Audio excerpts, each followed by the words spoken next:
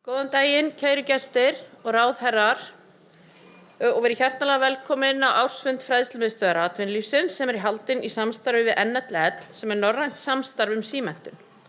Ég heiti Bergþóra Guðjónsdóttir og varaformaður Fræðslumiðstöðvar atvinnulífsins og sviðsstjóri Alþýðusambands Íslands á fræðslusviði. Það ánægjulegt að sjá hversu margir eru komnir hérna í dag, bæði í sal og í streymi. Fulltrúar stéttarfélaga, atvinnulífs, stjórnvalda og fræðsluaðila, allir með það sameiginlega markmið að efla færni og tækifæri fólks á íslenskum vinnumarkaði. Á fundinum í dag ætlum við að beina sjónum að því hvernig tungumál og færni í íslensku geta verið lykillinn að þátttöku, öryggi og jöfnum tækifærum á vinnumarkaði og í samfélaginu öllu. Þetta sérstaklega viðeigandi núna þar sem vika íslenskunnar og dagur íslenskrar tungu núna á sunnudaginn. Núna á ég skipta tæknin alltaf sko.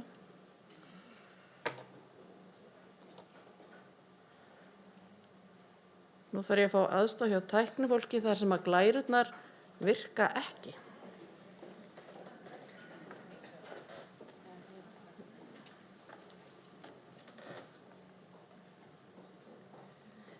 En fundurinn í dag, þetta örugglega af því að þær settu Teams hérna inn. Fundurinn í dag hefst á ávarpi mennta- og barnamálaráðherra Guðmundar Inga Kristinssonar og síðan fara þær Hildur Bettý Kristjánsdóttir, framkvæmdastjóri Fræðslumiðstöðvarinnar og May-Britt Hjördís Briem, lögmaður hjá Samtökum atvinnulífsins og formaður stjórnar FA, yfir fjölgun innflytjenda í framhaldsfræðslu og fjármögnun íslenskukennslu. Þá fáum við innsýn í hvernig unnið með tungumálastuðning á vinnustað innan umönnunargeirans í Svíþjóð, þar sem Olga Orrit frá miðstöð fyrir færniþróun í umönnunargeiranum segir frá verkefninu Språkumboð, fyrirmyndaverkefni sem hefur vakið athygli fyrir árangursríka nálgun á sviði tungumála og starfsþróunar. Að því loknu tekur við fyrra pallborð dagsins, þar sem fjallað verður stefnu, umgjörð og aðgengi að jöfnum tækifærum til íslenskunáms. Í pallborðinu sitja Hanna Katrín Friðriksson, atvinnuvegaráðherra, Finnbjörn Hermannsson, forseti ASÍ og Sigríður Margrét Oddsdóttir, framkvæmdastjóri SA.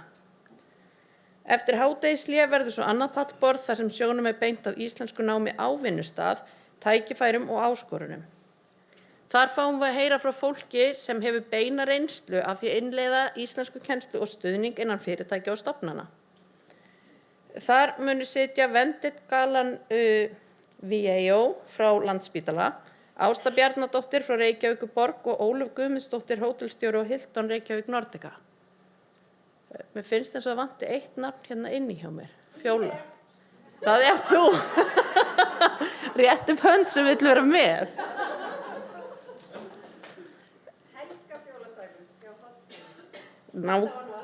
Nákvæmlega.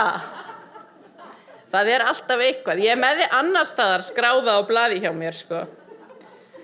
En þau munu deila sínum sjónarhornum á það hvað skiptir mestu máli þegar tungumálanám verður hluti af daglegu lífi og starfi. Í lok dags veitum við svo viðurkenningar fyrir fyrirmyndir í námi fullorðinna sem alltaf góður endapunktur þessa fundar þar sem við fögnum árangri og eldmóði fólks. Inn á milli dagskrárliða fáum við að sjá stutt myndbönd, viðtöl við fólk sem hefur reynslu af því að læra íslensku. Þar sem dagskráin mjög þétt og spennandi, mun ég reyna að tryggja að allir haldi sig innan tímamarka svo við getum lokið fundi á réttum tíma, klukkan 13:45. Að því sögðu þá býð ég Guðmund Inga í pontu.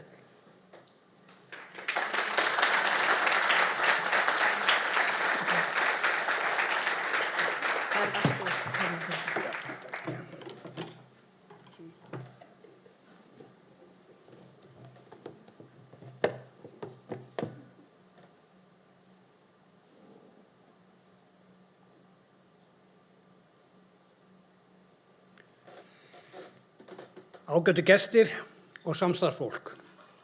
Gaman að sjá ykkur svona mörg komin saman hér í dag. Takk fyrir að fá tækifæri til að ávarpa öll sem sinnið framhaldsfræðslu land allt. Starf ykkar við að ná til fólks í viðkvæmri stöðu mjög mikilvægt og einnig hlutverk ykkar að undirbúa fullorðið fólk með stutta skólagöngu til að mennta sig enn frekar eða gefa þeim tækifæri til að þróast áfram í starfi. Það má segja að öflug framhaldsfræðsla geti skipt sköpum í lífi fullorðinna fólks með því að bjóða upp á eftirsóknarvert nám þar sem horft er til framtíðar og leið og námslegu grunnur er styrktur. Ef vel tekst til getur framhaldsfræðsla opnað nýja leiðir eða blásið líf í gamla drauma. Drauma sem kannski gleymdust vegna alls konar aðstæðna sem urðu til þess valdandi að ekkert nám var klárað eftir grunnskóla. Við þurfum að passa sérstaklega vel upp á þann hóp fullorðna sem einhver hluta vegna hætti í skóla. Við þurfum að gefa þeim ný tækifæri og þau tækifæri þurfa að höfða til þeirra, vera spennandi og jafnvel hagnýtt og bæta stöðu þeirra á einhvern hátt. Að læra og æfa sig í íslensku til dæmis á vinnustað er ein leið en það er líka önnur verkfæri framhaldsfræðslunnar eins og raunfærnimat, ráðgjöf og vottanám. Fullorðið fólk þarf að standa til boða spennandi nám eftir námslegum grunni og hæfni til framtíðina. Meðal annars með aukin aðgengu að sí- og endurmenntun og mat á raunfærni eins og segir í stefnuyfirlýsingu ríkisstjórnarinnar. Og þar á kyn, þjóðerni eða búseta ekki að skipta máli. En það er okkar verkefni að ná til fólks með námi við hæfi og námi sem miðar fólk áfram þangað þar sem vill komast.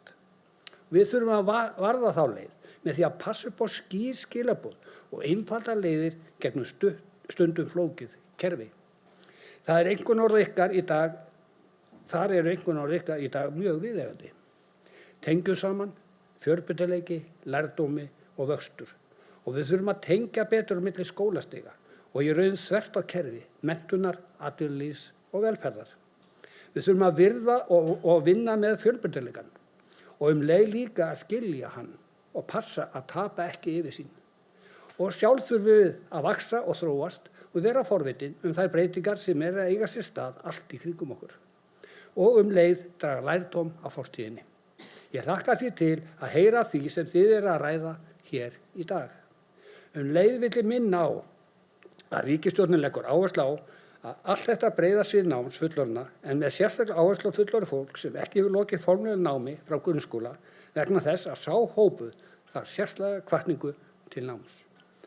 Hagstofa Íslands sýndi til dæmis beint samband á milli menntanastigs og þátttöku almennings í símenntun.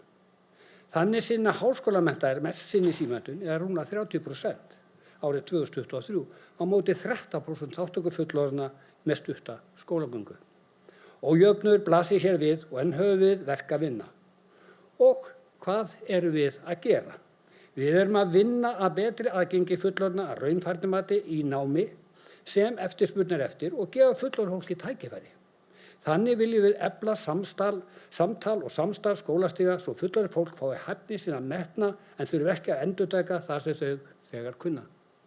Og það sem þið beinir sjónum ykkar í dag að námi innflytjenda, þá vil ég sérstaklega taka fram að við erum að veita samstarfs- og nýsköpunarstyrki til íslenskunáms innflytjenda, þar sem við köllum eftir hugmyndum af vettvangi til að þróa nýjar nálganir, verkfæri eða nám. Breytingar hafa verið svo örar að nám og námskrár hafa setið eftir. Við vitum að innflytjendur ekki einn hópur, heldur hefur margvíslega námsþarfir og því þurfa að vera margar leiðir til að geta lært. Formlegar eða óformlegar að íslensku, en samhliða þessu fjölbreytileika þurfum við að kortleggja hann og ná betur utanum hann. Við þurfum að tryggja skýrt og samhæft kerfi þar sem við þekkjum ólík hlutverk og ábyrgð og áttum okkur á því hver borgar fyrir hvað og með hvaða skilyrðum. Þá vitum við líka að til þess að efla gæði íslenskunnar þurfum við að bæta upplýsingaráðgjöf til innflytjenda og þau þurfa að vita til hvers er ætlast. Að hverju eiga þau að læra íslensku, hvar og hvernig. Við þurfum að uppfæra námskrár, koma áreiðanlegum stöðuprófum eins og ráðuneytið vinnur nú að í samstarfi við Háskóla Íslands. Það styttist því í að verðum við komin með áreiðanlega mælitæki sem vottar íslenskukunnáttu samkvæmt evrópsku tungumálaramma. Þannig stefnt að því innan míns ráðuneytis að bæði þróa og einfalda framsetningu námskrár innan framhaldsfræðslu og íslenskunámi innan og utan formlega skólakerfisins. Við eigum arðgrúa námskráa og námsbrauta með alls konar heitum sem geta gert mat og samfellu á milli skóla og jafnvel innan sama skólastig flókið. Það bitnar mest á nemendunum sjálfum sem þarf að endurtaka sig, getur vilst að leið eða þurft að leita annar leiða til að komast að draumastaðnum sínum. Verkefnin okkar að horfa á kerfin út frá augum notenda. Þannig þurfum við skýrt kerfi sem getur sýnt nauðsynlega sveigjanleika til að mæta ólíkum nemendum, snerpu til að mæta nýjum áskorunum og þörfum atvinnulífsins. Og með einhverjar dagsir þá mætti segja þetta svona. Við þurfum að byggja á þeim grunni sem við höfum skapað. Tengja kerfi betur saman, passa upp á fjölbreytileikann og gæðin og læra að vaxa saman eins og þið komið svo vel að orði hér í dag. Gangi ykkur allt í haginn. Takk fyrir.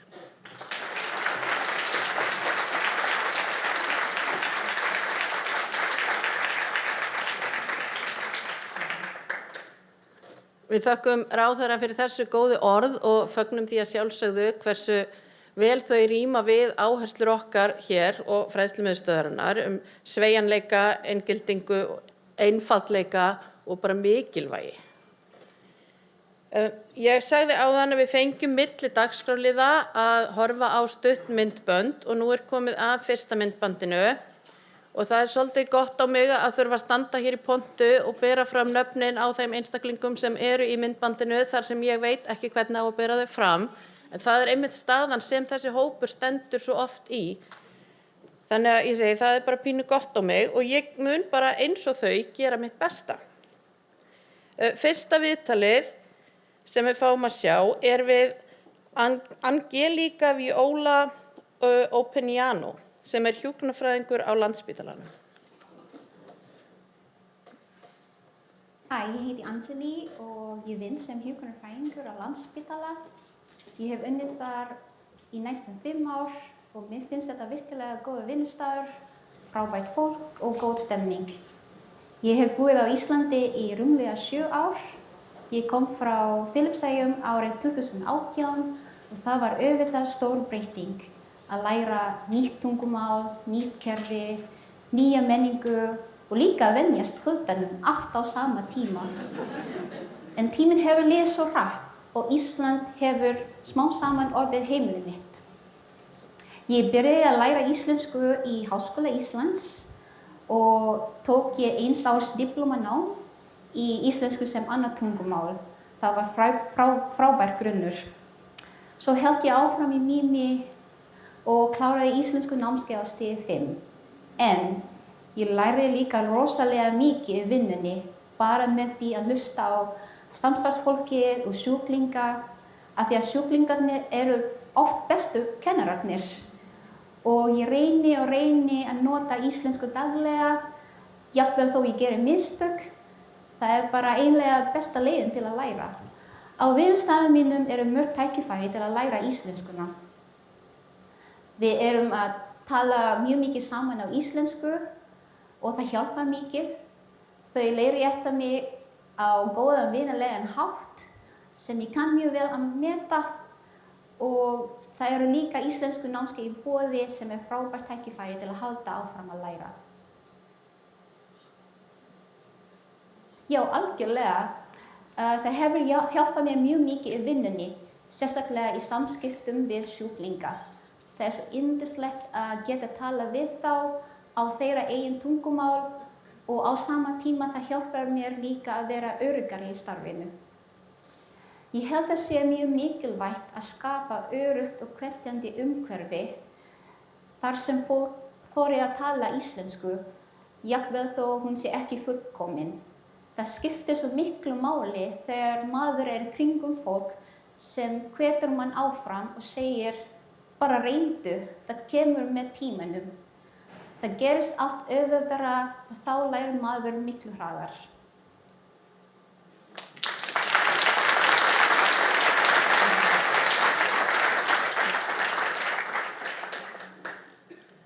Góð áminning hjá henni að íslensku nám fer fram vissulega á námskeiðum en líka bara í samfélaginu og á vinnustöðum í samtalinu.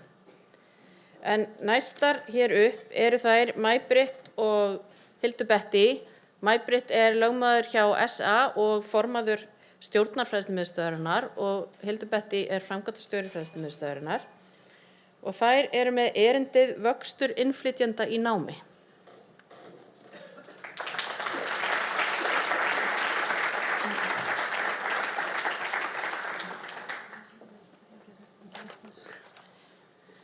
Ég ætla að halda örnámskeið hérna. Okay. Ítra örina. Já. Herðu, góðan daginn og velkomin öll og mikið gaman að vera með ykkur hérna í dag. Ég Betty. Og ég May-Britt. Og við vorum svolítið að velta fyrir okkur. Hvernig viljum við að erindið okkar verði í dag? Þannig að við ákváðum að fjalla fjölgun innflytjenda eins og kom fram og fjármagn í íslensku námi á vettvangi framhaldsfræðslunnar. Þannig að það kannski svolítið mikilvægt að taka það fram strax í byrjun að þegar við förum að kortleggja og sjá hvar fjármagni liggur að þá erum við að skoða eingöngu á vettvangi framhaldsfræðslunnar. Annað bara verkefni fyrir aðra. Eða okkur seinna. Já, eða okkur seinna. Við vorum svo áhugað saman. En, þú ítir bara á örina og svo gerist þetta. En þetta það sem við ætlum að taka fyrir í dag. Eins og þið sjáu hérna vinstra megin og þá líka hægra megin, að þá það fjármagnið sem mennta- og barnamálaráðuneytið úthlutar bæði þá í fræðslusjóð og í liðinn íslenska fyrir útlendinga samkvæmt fjárlögum. Við vorum bara að teikna þetta upp. Eins og kom fram hjá Guðmundi áðan, þá það þannig að fræðslusjóður, hann styrkir ákveðna upphæð í verkfæri framhaldsfræðslunnar. Það vottanám og það eingöngu sem við ætlum að taka fyrir í dag. Það líka í raunfærnimat og ráðgjöf. Og vottanám, þetta eru námskrár sem hafa verið skrifaðar af okkar samstarfsaðilum og fræðslumiðstöð atvinnulífsins og eru síðan vottar af mennta- og barnamálaráðuneytinu. Þannig að þær hafa þetta gildi á vinnumarkaði. Vísu ekki námslok, það seinna mál. En þarna voru heimatökin bara hjá okkur mjög auðvelt að draga fram fjármagnið, þar sem að fræðslumiðstöðin umsýsluaðili fræðslusjóðs. Við skoðum einnig fjárlögin þá í liðnum íslenska fyrir útlendinga fyrir 2022 til 2024, það eru tölurnar sem við erum með hér í dag, og hvernig Rannís fær úthlutað ákveðnu fjármagni úr þessum lið og þá geta fræðsluaðilar sótt og fyrirtæki og stofnanir til að bjóða upp á íslenskuna. Við söfnuðum einnig upplýsingum frá 3 stærstu starfsmenntasjóðunum, það SVFS, Starfsafl og Landsmennt, og svo tókum við þá út einstaklings- og fyrirtækjastyrki sem fara í íslenskunám og að lokum þá fengum við upplýsingar frá Samhyggi þá svipað eins og ég var að ræða áðan með einstaklingsstyrki og fyrirtækjastyrki með íslenskunám. En við teljum okkur, þegar við leggjum á stað líka, hafa fleiri spurningar heldur en svör, þannig að þetta meira bara í dag. Þetta hlaðborðið sem við ætlum að vera með og nú kemur eitthvað allt annað upp hjá mér en ykkur örugglega. En mig langar að byrja á fræðslusjóði og vottuðu námi. En fræðslusjóður, þegar það úthlutað úr fræðslusjóði, þá það eingöngu til okkar samstarfsaðila þessara 14 sem flestar eru hér í dag og líklega á vefnum að horfa því að þær eru út allt land. Og þær bjóða upp á vottanám. Árið 2022, ef við horfum þá bara eingöngu á námskrárnar, þá voru 511 milljónir sem fóru í námskrár og þið sjáu svolítið hlutfallið þarna að það 69% árið 2022 íslenskir ríkisborgarar en 31% erlendir ríkisborgarar. Á síðasta ári þá varð aukning og það fer þá úr 31% upp í 51% sem vottanám. Námskrárnar okkar þær eru þannig að þær eru bæði almennar, starfstengdar og sérsniðnar. Og þegar ég tala sérsnið þá ég að tala að þá áhersla á íslensku. Og þetta eru námskrár sem eru búin að vera lengi í gangi, lengi til og eru vottaðar af mennta- og barna. Þá ætlum við að draga þetta aðeins betur út og eingöngu þá horfa á já, ég held að þetta væri hér. Horfa á erlenda ríkisborgara í námi, þá hjá okkar samstarfsaðilum sem sækja votta nám.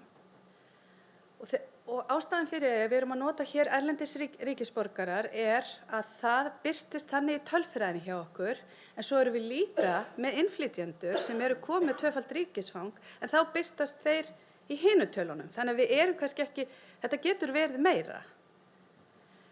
En að því að við fórum hér inn á áðan að það er 51% árið 2024,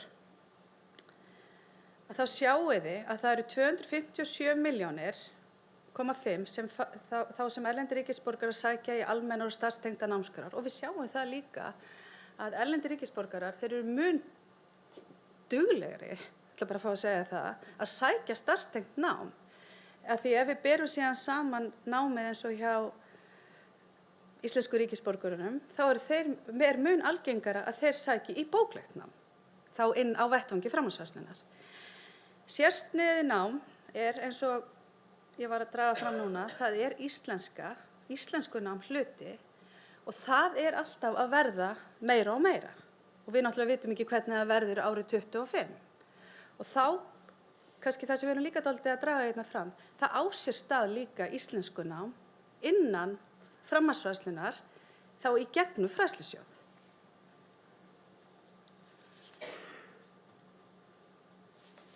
En þá förum við í framlög úr ríkissjóði til íslenskukennslu til útlendinga, eins og þetta birtist í fjárlögum. Og árið 2022, þegar við förum að rýna, árið 2022 þá förum við að horfa á, það eru hérna 149 milljónir sem úthlutað í íslensku, og einhvern veginn þá héldum við að allt þetta fjármagn rynni til Rannís. Að því Rannís hefur haft það hlutverk að úthluta fjármagni til fræðsluaðila, fyrirtækja og stofnana. Aðilar geta sótt í það. Þannig einhvern veginn héldum við alltaf í þessum lið væri öll íslenskukennslan. En þegar við fórum síðan að rýna í tölurnar, þá sáum við að svo var ekki. Að svo ekki. Að því það eitthvað líka sem annað, sem bara ekki alveg nægilega ljós hvað og við getum ekki svarað því. Nema kannski fyrir árið 2025, eins og Guðmundur kom inn á áðan, að þá eru 200 milljónir sem fara í þróunarstyrki. Við skoðum líka að það hjá háskólunum líka verið að úthluta, það verið að úthluta úr innflytjendasjóði þróunarstyrki, það líka úr fræðslusjóði, þannig að það margt í gangi, en við náttúrulega vorum í rauninni bara að draga fram þessa mynd hér í dag. Og var líka gott að sjá í fjárlögum núna að eitt af markmiðunum að móta heildstæðri stefnu. En þá líka kemur stundum, en hver stefnan? Og það þessi umgjörð íslenskunámi fullorðinna innflytjenda. Það aðgengi, það gæði, það skilvirkni, mælikvarðar og fleira. Þannig að það, eins og ég segi, þegar við förum í þetta þá vaknum fleiri spurningar. Nú komið að þér. Það ég? Já.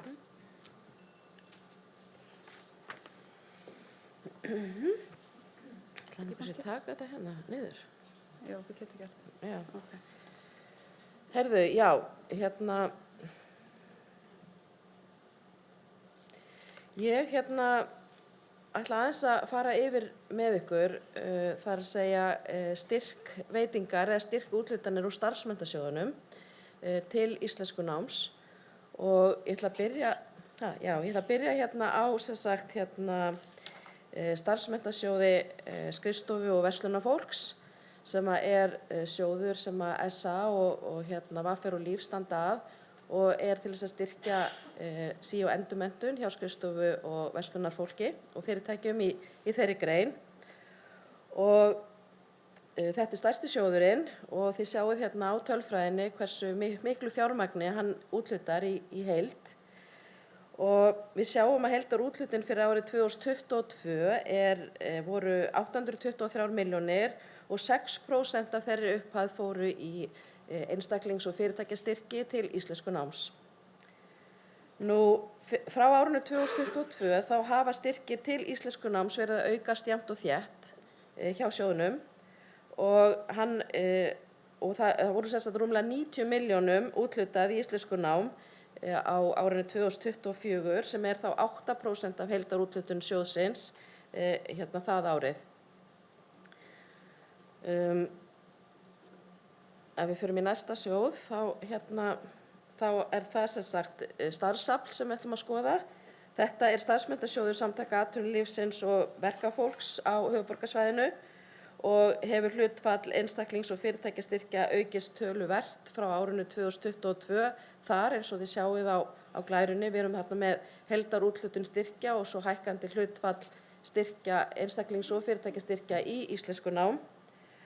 Og við sjáum að hlutfallið sem fer í íslensku nám árið 2022 15% og komið upp í 21% á árinu 2024 og það kom fram hjá framkvæmdastjóra sjóðsins að fyrstu 10 mánuðir ársins 2025 þá má svona áætla að þetta verði 25% af heildarúthlutunum sjóðsins sem fer í íslensku nám.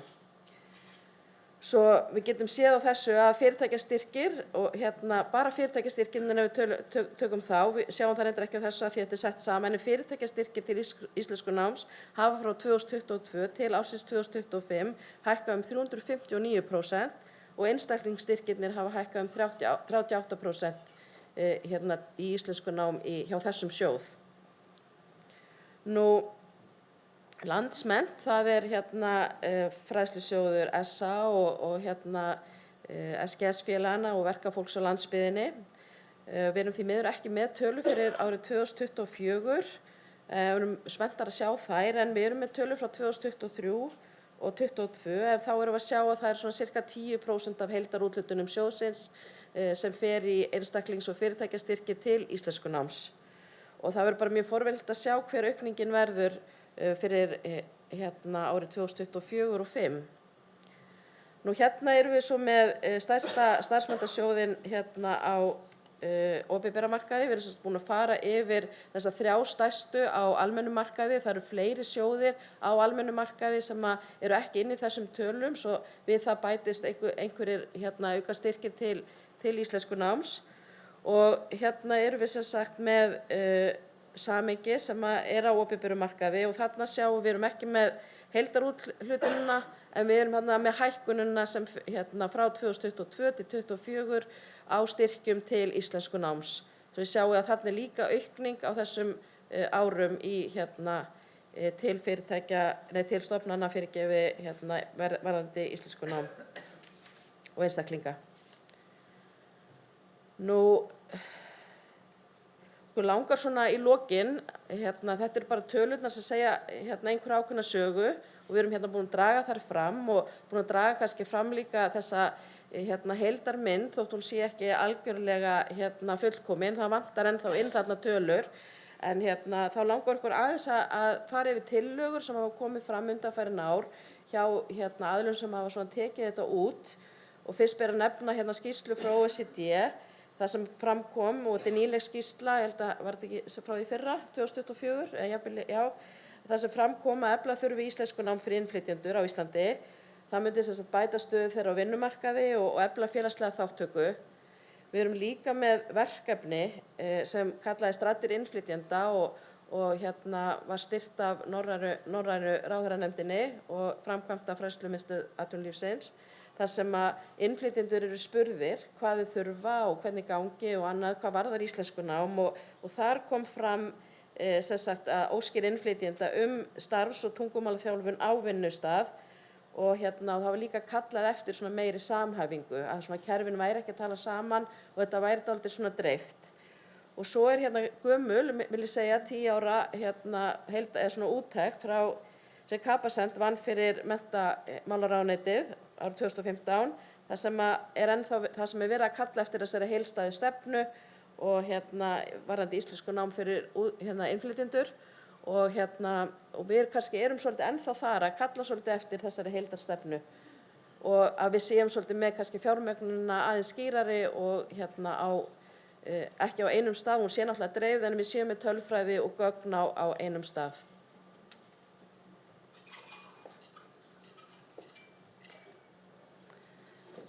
Herðu, en að lokum, þá langar okkur að enda á orðum Kristín Irma Sötter, deildarstjóra PCC á Húsavík. En hún sagði á málþingi ASÍ stöðu kvenna á erlendum uppruna á kvennafrídaginn þessi orð: hvernig er samfélagið að horfa á okkur? Við erum komin til að vera. Takk fyrir.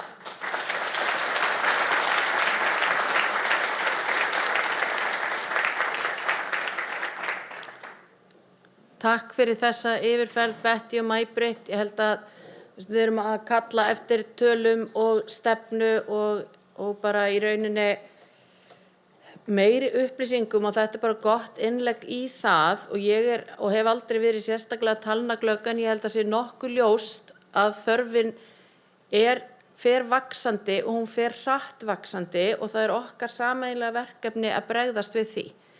Og hvernig við viljum bregðast við því verður náttúrulega svari við þessari spurningu, hvernig við horfum á þann hóp fólk sem hingað hefur flust. En núna við þurfum að halda áfram og núna er komið að Svíanum í hópnum. Hún ætlar að vera með okkur í streymi. En umönnunargeirinn í Svíþjóð hefur unnið með þróun tungumálafulltrúa á vinnustað í áratug. Og til að segja okkur frá því er með okkur Olga Orrit, sérfræðingur hjá Miðstöð fyrir færniþróun í umönnunargeiranum í Svíþjóð. Welcome Olga. Nú verð ég að treysta á tæknifólki. Ok, hún er ekki komin, ég get ekki búið hana velkomna strax. Ó, hún er komin. Hún heyrir ekki í mér. Veit ekki.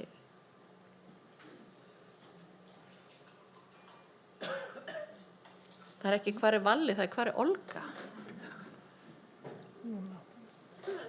Hello, Olga, can you hear me?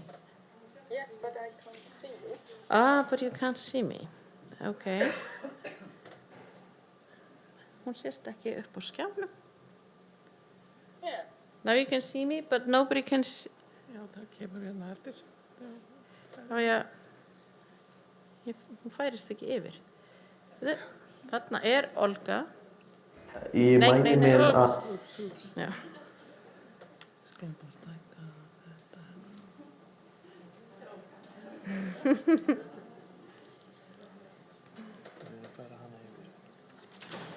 Færa hana yfir, segir hann. Og svo er að stækka.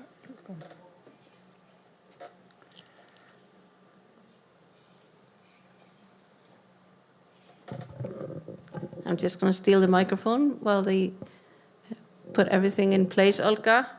And I just want to say welcome and thank you for being with us here today to share your expertise and experience.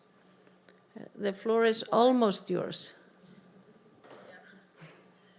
You can hear me, right? We are having some technical issues.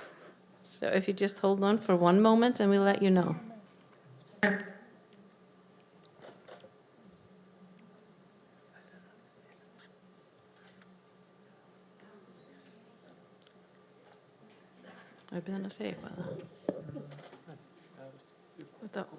Okay, now the floor is yours. Oh, and you can hear me. It's a little bit strange. I can't see anybody. I just see. I hope you can see me, and I will share my PowerPoint just in a second. My name is Olga Orrit, and I work in Sweden, in Stockholm, and I'm coming from an organization I will talk about in a moment. And I will talk about Language Advocate, the training system that we use in Sweden. And I hope you can see the shared PowerPoint that I show. And yes, språkombud, it's called in Swedish. You can see it very well, and you can hear me. Thank you. And this, in English, we use the term as language advocate. And I work in an organization that is called Social and Healthcare College. And it's not a college in the sense of school, but a collaboration. And I will tell a little bit more about my organization in the end of this presentation, so I will focus on Språkombud first. And I will start with the quote that I think summarizes quite well what Språkombud is. But it's coming from, as you say, according to social-cultural based language learning theories. Language learning is effective when a learner can participate in meaningful interactions and when the language community supports the learner. And that's, I think, the core to language advocate main, assignment that they do. So in language community, in our case, are working places. And when we work with language support and when we work with language advocates, so we provide them with education and we provide them with tools so they can operate in this language community and support the learner, not by being a teacher, but being a person who can really open up conversation about language learning. And in our case, we're working with social and healthcare. The working places they benefit from this kind of approach as well, because as a learner, when I start working, I will be part of the communication that is workplace communication. And that can be there are new challenges, of course, when it comes to language use and language development. So by supporting language development at working place in the sphere of communication, even working places benefit for improving communication, improving even working environment. So how do we work with this concept and when it started? The concept developed since 2009, and it started from a local project in Stockholm, and it was really and the needs of the working places that were taken into consideration in those projects, because in one of the things that happened in 2009 was that a lot of people who were working in elder care, they could go and take some courses and develop their competence in different areas, and there was a group of women who avoided those courses. And when we started to look why it happened, it showed it was clear that they didn't develop, and they felt that as they didn't develop enough of Swedish language, so they will be able to build on their competence. And then it became a starting point for looking for what happened at working places, because they've been working there for several years. So as I told you, that it started with a local project, and of those projects, the language scientists from Stockholm's University and Södertörns High School were involved, and they come up with this idea that you can maybe work with supporting environment, and you can educate some of your workers who are nurses or auxiliary nurses, so they know a little bit more about what does it mean to be an adult and learn a language, what challenges you face, what can benefit, what can otherwise make it harder to learn a language in the working place. So the idea came up in those projects, and it was a starting point for describing language advocates Språkombud's role. I will show you a slide with the description just in a second, but at the same time thinking what this person who will be language advocate, what this person should know, and how we can make a course on the level that is also quite attractive and corresponds to the need of the communication of a working place. So the language advocate course developed, and later 2015 from the local project, the interest for this approach was increasing, and different municipalities in other parts of Sweden were as well interested in this approach. And what we did, we developed and trained the trainee course, where we developed a train for language advocates, educators, or språkombudsutbildare. So we at Vård och Omsorgs College, Social and Healthcare College, we educate the educators, and they are coming from all over Sweden, and they go and they can spread this education all over Sweden. But as you see, we have also here, it's called chapter managers. We know that it's crucial that the management of the managers or at the working place can get information about the role, because it's a little bit different. And then get as well the understanding during this course, how can they support language advocates after their education. This name, Språkombud, is trademark protected. It means that only those who go through our course to Språkombud in Sweden may use the title Språkombud. And as I said earlier, the education is adapted to workplaces' needs.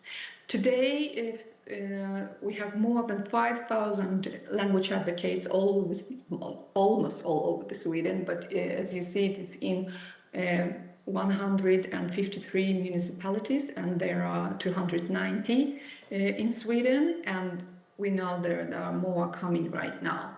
And we have more than 5 educators, and we've reached more than 1,000 managers so far. Here comes the description of the role Språkombud language advocate, and as I told you, it's an employee, it's not a teacher, with a task for supporting colleagues in language development. And language advocates works with the support of the manager, and it's a crucial for making this role and this approach working at working places. So they work to make the entire workplace language developing and to promote better communication. They can support both colleagues whose mother tongue is not Swedish, but it can also be about the everyday language use. We have some, they learn a little bit about dyslexia, for example, how we can support people with dyslexia as well. And people who are suitable, candidates who are suitable for these roles are people who are curious about language learning and communication. They maybe have already kind of role where they support either teachers, colleagues, or students when they are coming to their working places. They're comfortable in speaking in front of the colleagues and managers, and they may have Swedish, of course, as their mother tongue, but it's not compulsory. It can be as well be a second language, but they have to speak quite really in those in Swedish. And how you become a language advocate, just a little briefly, the course that we have is called language, it is called blended learning approach concept. So there are 4 meetings during one term. Let's say they start in September and they finish in December. They meet once a month, and then they have this arbetsplatsuppdrag, like workplaces assignment. And this is the core of this course, because they are coming, they get some theory during these meetings, and then they go back to the workplace with the assignments that are aimed to investigate or observe communication in working place, where they can try new stuff, where they can work together with the manager. So it's a process that also helps them to reveal and the new role, and also see the needs of the working place, because maybe they never worked that way. And they are going through this course, and one of the assignments is to make a handlingsplan, action plan. So the main idea is that during the course you start to observe the needs of that are maybe on place, but we never saw them. They try some tools during the course. They see what maybe we can do to improve the communication. But before they get their diploma, they have to write it down together with the managers with the action plan, because after that, the work is starting at the working place. So it's good to have a tool with you that you have at least in the beginning some ideas that you can start to using after the course as well. So when you go through this course and you're all the 4 meetings and you do your assignments, and then you can get your diploma and to become language advocate. Just briefly, what they can do, when it comes to supporting employees, they can provide language support in the means of maybe explaining some phrases, or not in the mean of as a language teacher, but what it means. They can give information and then create insecurity. They also help challenging newcomers or employees who don't have Swedish as a mother tongue or who are insecure to take those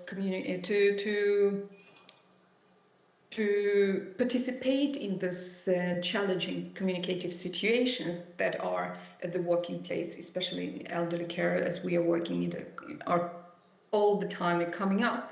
So instead of avoiding them, and the language advocate, they can help you to be with you when you maybe do something that you done before. Let us say when you make a phone call, it can be quite challenging to communicate in a new language, especially in Sweden. We have a lot of dialects, and when you don't hear maybe well because the line is not perfect, it can be very challenging. And you, of course, don't see the person, you can't see the mimics or nothing else. So many employers, they are avoiding answering the phone, and it can be a problem, of course, for the working place if only some people can do it, but not all of them.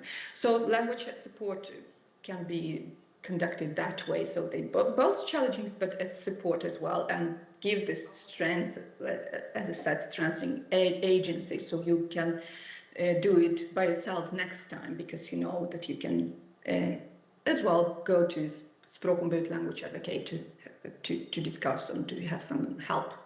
Then this influence the working environment. There is where we see the most impact of language advocate role. They, as I told you in the beginning, they observe, of course, that the distribution of different assignments, working assignments, are distributed among all the employees. So because in Sweden we can have, as I told you, situations when naturally you avoid some situations that you think are challenging, and you never practice those communicative skills that are needed. And so language advocate can also see, okay, we should distribute it and help those who need our support. And they also talk about remind at the meeting how meetings can be arranged, that information is understood by everybody.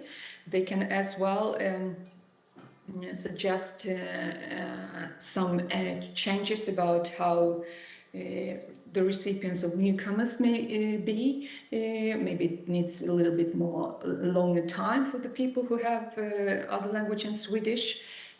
So they can also act with it and come with a suggestion on the working place level. As well, they can, just a second, influence the working group by using those tools that they get from the education. They can use different small exercises where we can talk about how we communicate with each other. What does it mean to be a good communicator? Do we talk about language? What does it mean how do we support each other? How do we open up for it's okay to ask questions when you don't understand? So they make this topic talkable, but as well they also see that the language is used in the working place environment with the assignments from the working places. We made some follow-ups and what we see is from different, you see those follow-ups from different sources, and some of them it's a mix from different reports. What we can see is that lower levels of short-term sick leave is observed, and it is connected to this better well-being at working places because of the stress is going down. More employees work longer. There are less misunderstandings, better communication. Again, it's also all connected to communication at working place. Improved working environment is one of those effects that comes in all the reports. Saved time in the meaning of that we don't do double work, because we do the stuff that I can do and I do instead of someone else, but with time everybody can do all the assignments. Broadened recruitment, if we see that we have people that have the competence we need, but the language we need to support them, and we have the plan with the help of language advocate, then we can recruit those people and support them during the work, after, and by those means that we can have people we need. And in our case, the quality and safety of social and healthcare is higher. That was supposed that some of the effects that we saw so far. And of course, it doesn't work by itself. There are some requirements for success that are needed, and what we see in Sweden, that it's important with political support, or if there's companies that should be links to existing structures such as quality management system, for instance. But the main crucial role, their managers as well, they must be engaging and supportive. They should give language advocate the responsibility, and they should create the conditions necessary for their success. But of course, the language advocate must be the right person with the right commitment and knowledge. And as I told you before, the person doesn't need to have Swedish as the first language, but must have a good command of spoken and written Swedish. And yes, so these three things, I should say, are most important. And how we spread, just this is my last slide about my organization. As I told you, we are not a school. We operate on 3 different levels: national, regional, and local. On the national level, we are an association, and we have a board and national council that represents from the trade unions, Kommunal, and employers organizations, that municipalities, private sector, and we have as well non-profit sector that are represented. And then we have people, we have a office with 4 people who are working, but what we do mostly from the first, because language came a little bit later, we certify the collaboration between educators and employer and trade unions regionally and locally. And we as well have we are represented in Swedish National Agency for Education's National Program Council. And when we do the certification program, then we have regional Vårdomsorgs College as well. And as I told you, it's a cooperation between education providers, trade union, employee. And then each college has these people who are our contact person, and we have local colleges as well. So we are connected. It's a huge network that we have in Sweden in the sphere of social and healthcare that helps us to anchor the questions when it comes to language advocate approach with trade unions and employer organization, and then we can spread the knowledge and the practice through whole Sweden, because there are 22 Vårdomsorgs College in whole Sweden from north to south, which helps us, of course, to work with this approach quite effectively. And that's where we see that the base for us was one of the as well crucial requirement for success for spreading the course and language advocate. So it's just briefly what we've done and how we work, and we are going to continue with working with this topic. And today, just an hour ago, we've got in Sweden, we will get a new law that is said that employees in elderly care are obliged to work with language support at working place. So it's not only school that is needed, but working place as well. So thank you for having me online, and I will leave my email if there will be some questions later.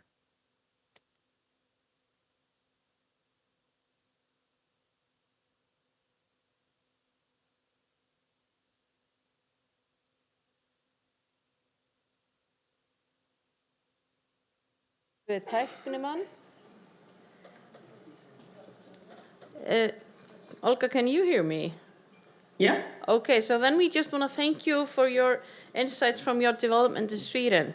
And thank you very much for being with us today. Bye-bye.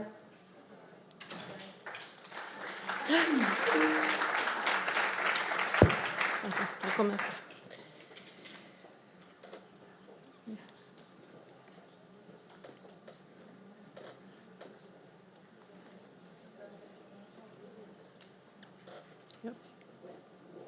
Í mæli minn að Það tæknin.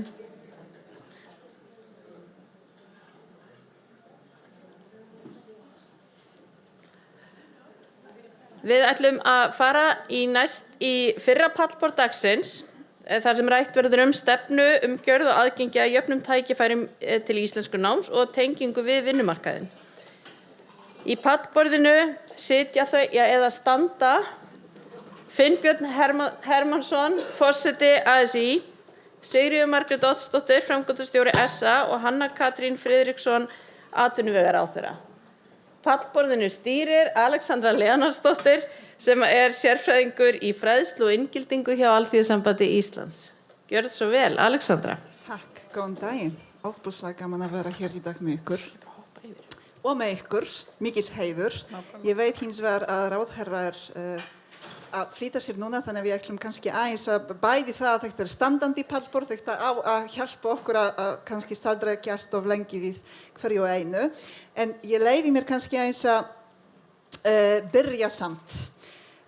Það mér mikill heiður að standa hér í dag með ykkur og fyrirframan ykkur að ræða mitt persónulegt hjartansmál, íslenskuna.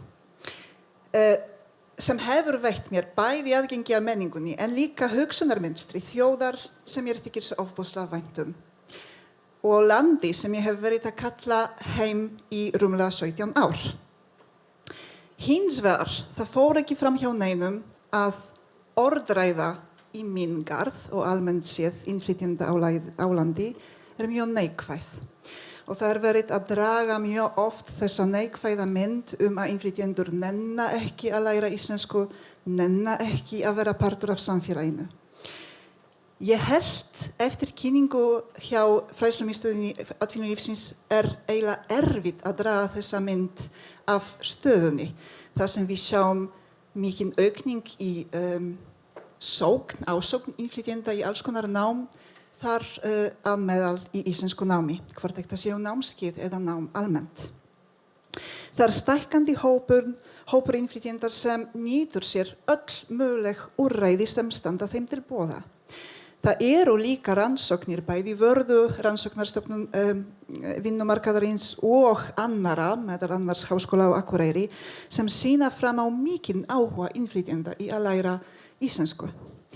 En samhliða áhuga fer fram líka gagnrýni á það að Ísland stendur sig ekki nægilega vel í gæðum að íslensku námi og framboði. Þannig að í þessari viku íslenskrar tungu, ég sem innflytjandi til landsins vil spyrja ykkur hvort Íslendingar vilja í alvöru að innflytjendur læri íslensku eða hún þannig séð ætluð bara alvöru Íslendingum, alvöru heimamönnum. Og ég ætla þrátt fyrir að við séum svolítið með þröngt að byrja á einu karlmanni í þessu pallborði og leyfa Finnbirni sem með áhugamál þessi mál að svara því. Gjör svo vel. Já, takk. Þú varst nú eiginlega búin að svara þessu, Við við erum samfélag og við notum tungu til þess að eiga samskipti, til þess að búa okkur til skoðanir og annað þess háttar og ef að 20% þjóðarinnar er ekki fært það að taka þátt í samfélaginu eða taka þátt í ákvarðanatöku eða taka svona almennan, sérstaklega hvað varðar þau málefni sem að varða sérstaklega innflytjendur, þá værum við í vondum málum. Þannig að eðli málsins samkvæmt að þá eigum við að byggja undir það að þau sem vilja búa með okkur, þau sem að leggja mjög mikið til íslensks samfélags, að þau geti staðið jafnfætis okkur. Við erum líka með mjög mörg tungumál í gangi og þá eðlilegast að við reynum að sameinast eitt tungumál og það svona praktískt að það sé íslenskan, að því að 80% tala íslensku, þó svo að við reynum að hlaupa alltaf yfir á enskuna ef það kemur erlendur starfsmaður, að þá förum við yfir á enskuna heldur en að svara viðkomandi á íslensku og það bara plagsiður hjá okkur sem að við eigum að leggja af og við eigum að fara í áróður fyrir Íslendinga að svara fyrst á íslensku. Það en svo í svari spurningunni, já, við eigum að byggja undir það að allir hafi tök á því sem vilja læra íslensku, að þeir hafi möguleikan á því. Takk. Svar til fyrirmyndar, 1 mínúta og 30 sekúndur á slænu. Kæri ráðherra, gæti ég fengið þína viðbrögð? Takk kærlega og takk fyrir þessa frábæra stund hérna. Mér hefur þótt þetta verulega áhugavert. En svari við þinni góðu spurningu sem svo eðlileg í ljósi stöðunar, að því auðvitað svari já, auðvitað viljum við að allir sem hér búa hafi tækifæri til að læra og síðan tjá sig á íslensku og ná þannig tökum á því að vera íbúi þessa lands með öllum þeim fjölmörgu kostum og einhverjum göllum sem því fylgja. Mér langar að segja, ég ber ómælda virðingu fyrir fólki sem rífur sig upp, flytur til annars lands og byggir þar líf sitt. Ég sjálf dóttir ung Dana sem elti sæta stelpu til Íslands og miðja síðustu öld og ég ólst upp við það að mamma mín satt með pappa á kvöldin og hlýddi honum yfir og kenndi honum íslensku. Það var átak, það tókst vel, að hann var samt að koma frá svipuðu málsvæði og með íslenska maka. Þannig að ég get ekki ímyndað mér átakið sem það að koma með flóknara viðfangsefni. Við berum öll ábyrgð á samfélaginu okkar, að við náum að tryggja það eins og hægt að við öll sem hér búum náum að nýta okkar færni og hæfileika til góðs fyrir samfélagið. Og íslenskan eins og þið sem eru fræðifólk á þessu sviði viti miklu betur en ég, lykillinn að þessu. Mér langar að koma með einn þátt og ég ætla bara að segja, við erum alveg skýr í ríkisstjórninni hvað varðar það, við þurfum að gera betur og tryggja innflytjendum tækifæri til að læra og nota íslensku. Og það þarf að koma margt til og við fáum kannski tækifæri til að ræða aðeins nánar. Mér langar að koma með einn punkt að því að íslenskan á alveg undir högg að sækja, það ekki vegna innflytjenda og þeirra sem komi ekki og nota henni tungumál. Við höfum líka vanrækt einhvern veginn og ég veit ekki alveg af hverju að stemma svolítið stigu við áhrifum erlendra tungumála, ekki síst enskunar, á unga fólki okkar, börnin okkar og úlingana. Við þurfum að snúa þeirri þróun við þurfum bandamenn í því verkefni, það eru innflytjendur sem tala íslensku og aðlagast okkur. Af því íslenska mun bara dafna ef við notum hana. Takk kærlega fyrir þetta. Maður verður einhvern veginn að gera sér grein fyrir því að ef maður fer yfir tíma þá gefst minna tækifæri næst, þannig að Sigríður Margrét, gjörðu svo vel. Já. Ég aðeins að stríður við pólski uppruni í mér sem kemur núna fram. Já, ég ætla að segja að sjálfsögðu já, en ég ætla líka að minna okkur á af hverju en áður en ég ætla að gera það, ætla ég að segja hversu ég óbúslega ánægð með þennan panel og ástæðan fyrir því að ég svona ánægð með þennan panel vegna þess að hann endurspeglar einmitt íslenska vinnumarkað. Á íslensku vinnumarkaði einn af hverjum 4, Alexandra, erlendur ríkisborgari og það þess vegna algjörlega til fyrirmyndar einmitt að við séum með palinu með þessum hætti þó að einmitt það væri áhugavert líka að við værum í kynjahlutföllum en sem sagt ástæðan fyrir því auðvitað viljum við að fullorðnir innflytjendur læri íslensku vegna þess að við vitum að tungumálið er lykillinn að samfélaginu og það að við séum 1 af hverjum 4 á íslensku vinnumarkaði séu erlendur ríkisborgari, það ekki vandamál, það styrkur. Og við þurfum að gera okkur grein fyrir því að íslenskt hagkerfi sem að stendur undir lífskjörunum, sem eru með þeim bestu í heiminum, það mun ekki gera það og það mun ekki vaxa nema með innflytjendum. Það bara staðreynd. Og þess vegna segi ég og ástæðan fyrir því að það svona mikilvægt að innflytjendur læri íslensku vegna þess að íslenskan brýtur niður hindranirnar sem eru fyrir því að aðlagast samfélaginu og við þurfum að vera líka meðvituð það og horfast í augu við raunveruleikann og átt okkur á því að á Íslandi þá hlutfall innflytjenda sem hafa góða íslensku kunnáttu, það lægst innan allra landa innan OECD þegar kemur að móðumálinu. Það ekki nema 18% á Íslandi í samanburði við 60% innan OECD. Og þegar það kemur líka að því að kanna af hverju innflytjendur eiga í erfiðleikum með að fá vinnu, þá tæplega helmingur sem að nefnir skort á íslensku kunnáttu sem aðalástæðu. Og þegar við erum núna á þessum stað í hagsveiflunni og erum einmitt að horfa á það að atvinnuleysi á Íslandi í október að mælast 3,9% samkvæmt Vinnumálastofnun, þá sjáum við af atvinnuleysistölunum að 57% eru erlendir ríkisborgarar. Þannig að svarið ekki bara já, heldur held ég að það hafi aldrei verið einmitt mikilvægara. Þú líka búin að fara yfir tíma, ég bara tek þetta fram. En við ætlum kannski en við vitum, já, ég voða ánægð með að við séum bæði að skynja þetta öll að skynja það sé bæði mikilvægt og það tímabært að leggjast í þetta verkefni og við erum öll að sammála að það á að skapa frekari tækifæri til þess að þarna læra íslensku. En nú vitum við Sigríður Margrét og þú fær áfram aðeins tíma til að svara. Við vitum að það eru mörg fyrirtæki sem standa sig mjög vel í því að skapa öllum tækifæri til ekki bara íslensku kennslunar, heldur fjölbreytni á vinnustöðum sem hafa eiginlega gripið boltan miklu fyrr og veita aðgang að íslensku kennslu á vinnutíma lang umfram það sem kjarasamningar kveða á Mér langar að spyrja þig hvers konar hvata þurfum við að skapa fyrir fyrirtæki á landi svo þau eru öll að skynja nauðsyn þess að kenna íslensku, ekki bara sumir sem geta það. Mínúta.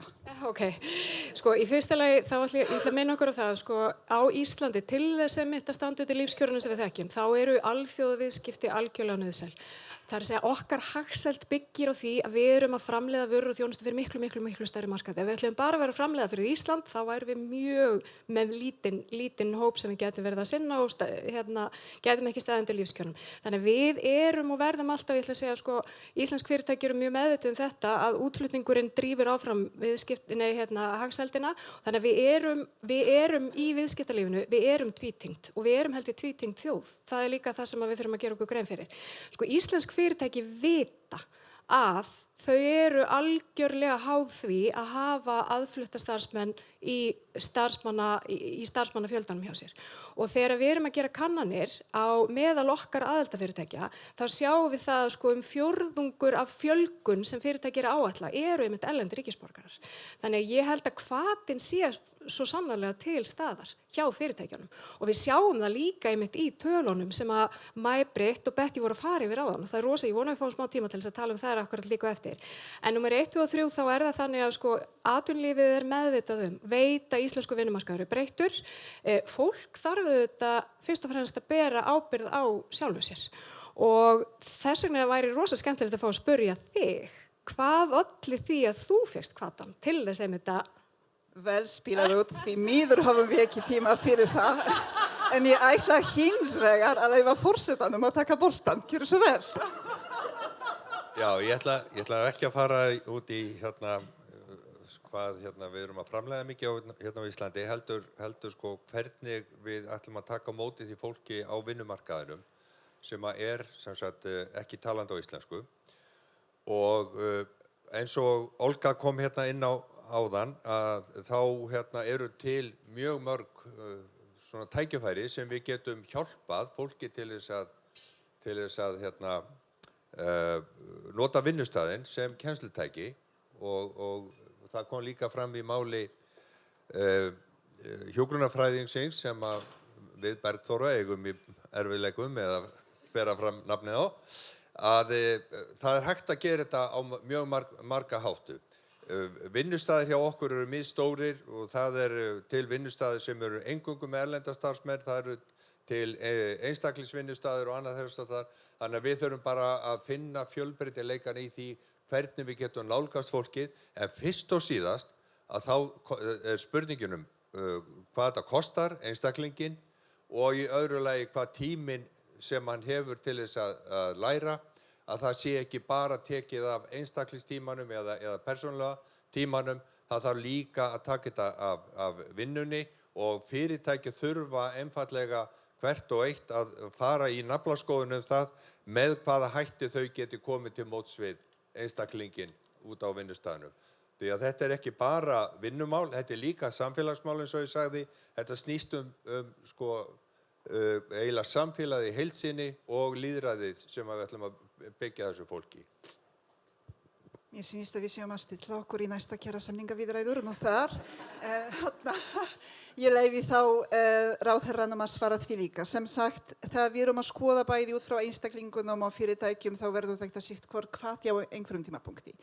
En þú, kæri ráðherra, sem atvinnuvegaráðherra, hvað það sem við getum skapað fyrir samfélagið og vinnumarkaðinn sem heilt sem þú getur veitt okkur innsýn í? Hvernig þú sér þetta?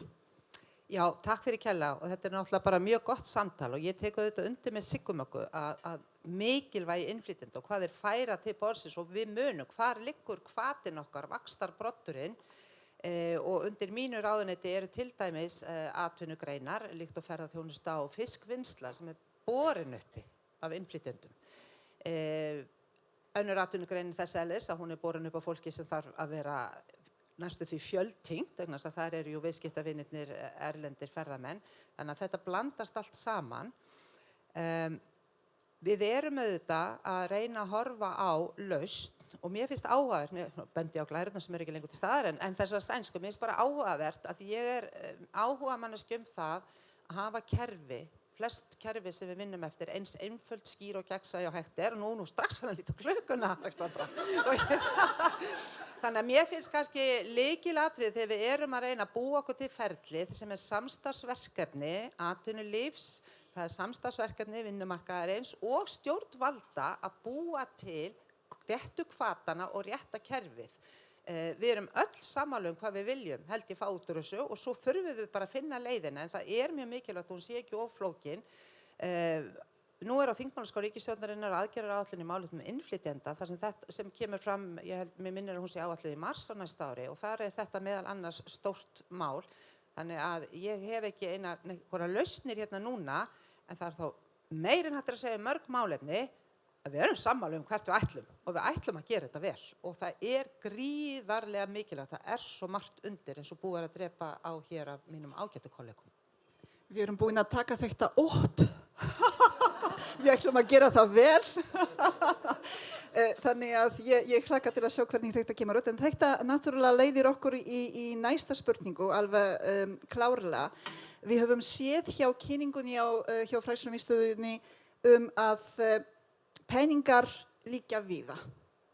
Og fjármögnun sem notað í íslensku kennslu orðin hægt að sækja nánast alls þar frá, en það mjög krefjandi. Það mjög krefjandi að reyna að finna upplýsingar bæði hver borgar, hvert þetta fer, hvað ætlum við að gera með allar þessar tölur.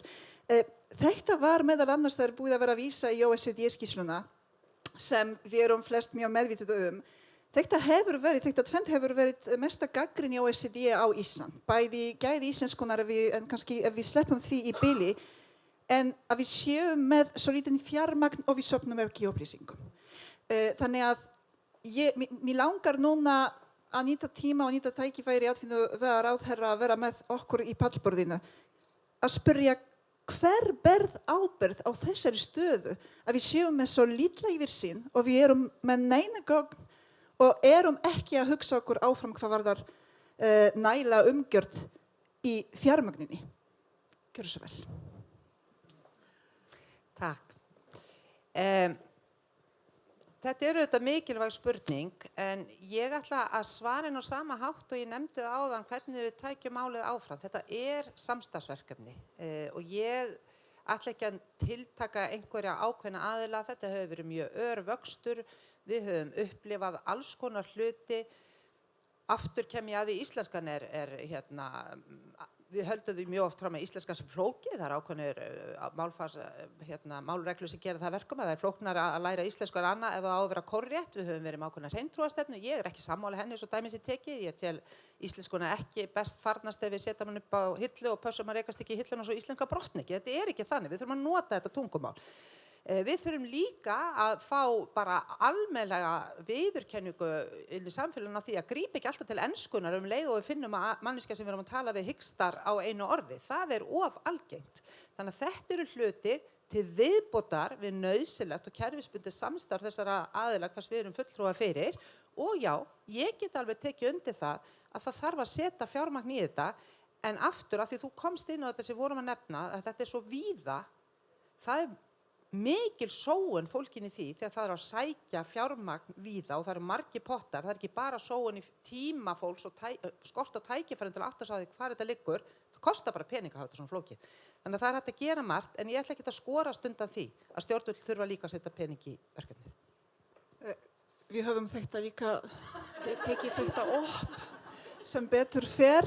Ég veit ekki betur heldur en framkvæmdaáætlun sem stendur til að taka upp eiginlega í vor aftur stefnulaus, þannig séð það byggt á einhverjum upplýsingum úr OECD. Ég fagna því að ráðherra að kalla eftir samstarfi, en ég leyfi þá forsetanum að svara fyrir því hver ber ábyrgð á því að við séum með svo lítla gagnasöfnun og að við séum með fjármagn víða. Gjörðu svo vel. Ég held að við eigum að horfa frekar á þetta, hvernig náu öllum þessum upplýsingum, heldur hver ber ábyrgð á því að þessar upplýsingar bara eins og upplýsingar sem að þær voru með Mæbritt og hún Betty, já ég man aldrei nöfn, að það sem þær voru með, þær komu mér á óvart, samt eru þær innan úr okkar ranni. Þannig að það liggja upplýsingar mjög víða. Ég held að megin ábyrgðin náttúrulega stjórnvalda vegna þess að við erum líka að tapa rosalegum verðmætum með því að vera að fá mjög vel menntað fólk til Íslands og við erum ekki að nýta þekkingu þess og færni. Þannig að ef við getum kortlagt stöðu erlendra nýbúa hér á landi að þá getum við gert miklu betur sem samfélag og það gerir engin annar heldur en opinberir aðilar.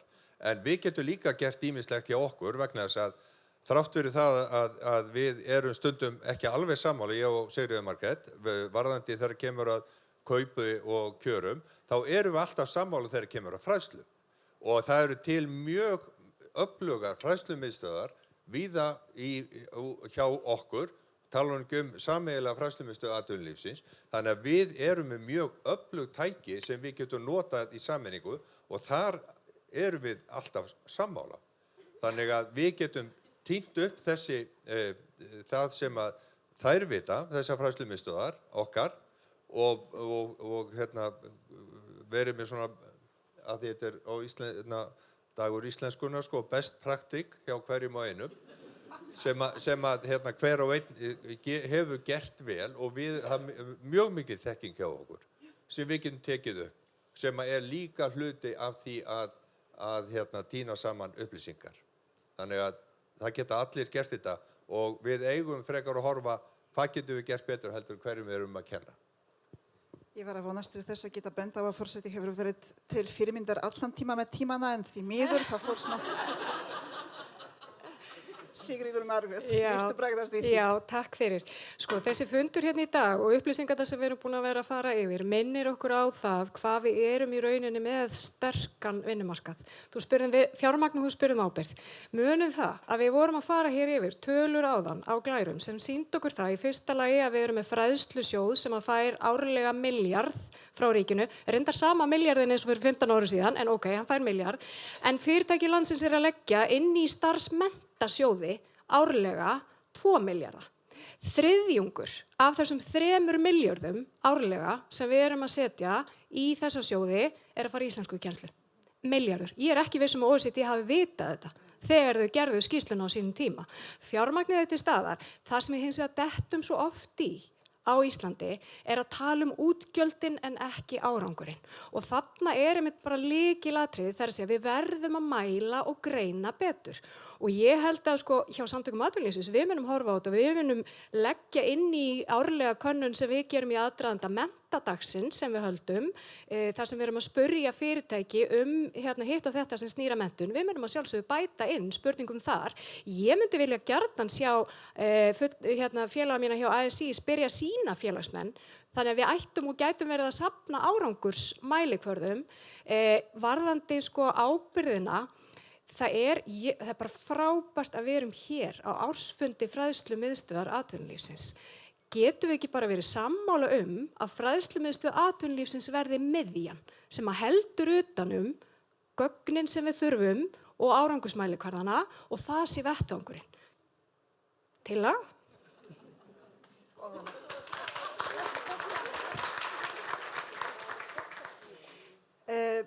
Sigríður Margrét er búin að leiða okkur í einmitt næsta spurningu. Ég held að þetta sé mjög mikilvægt að fara að velta því fyrir sér af því að þó að innflytjendur séu flestir innan allra OECD-ríkja innan þarna vinnumarkaði hér á Íslandi, við erum með gigantíska þátttöku þeirra þar, þá vitum við líka að þeir hins vegar þetta út af vinnumarkaði missa vinnu, þeir verða alltaf líka fyrstir til þess að vera látnir fara og svo framvegis.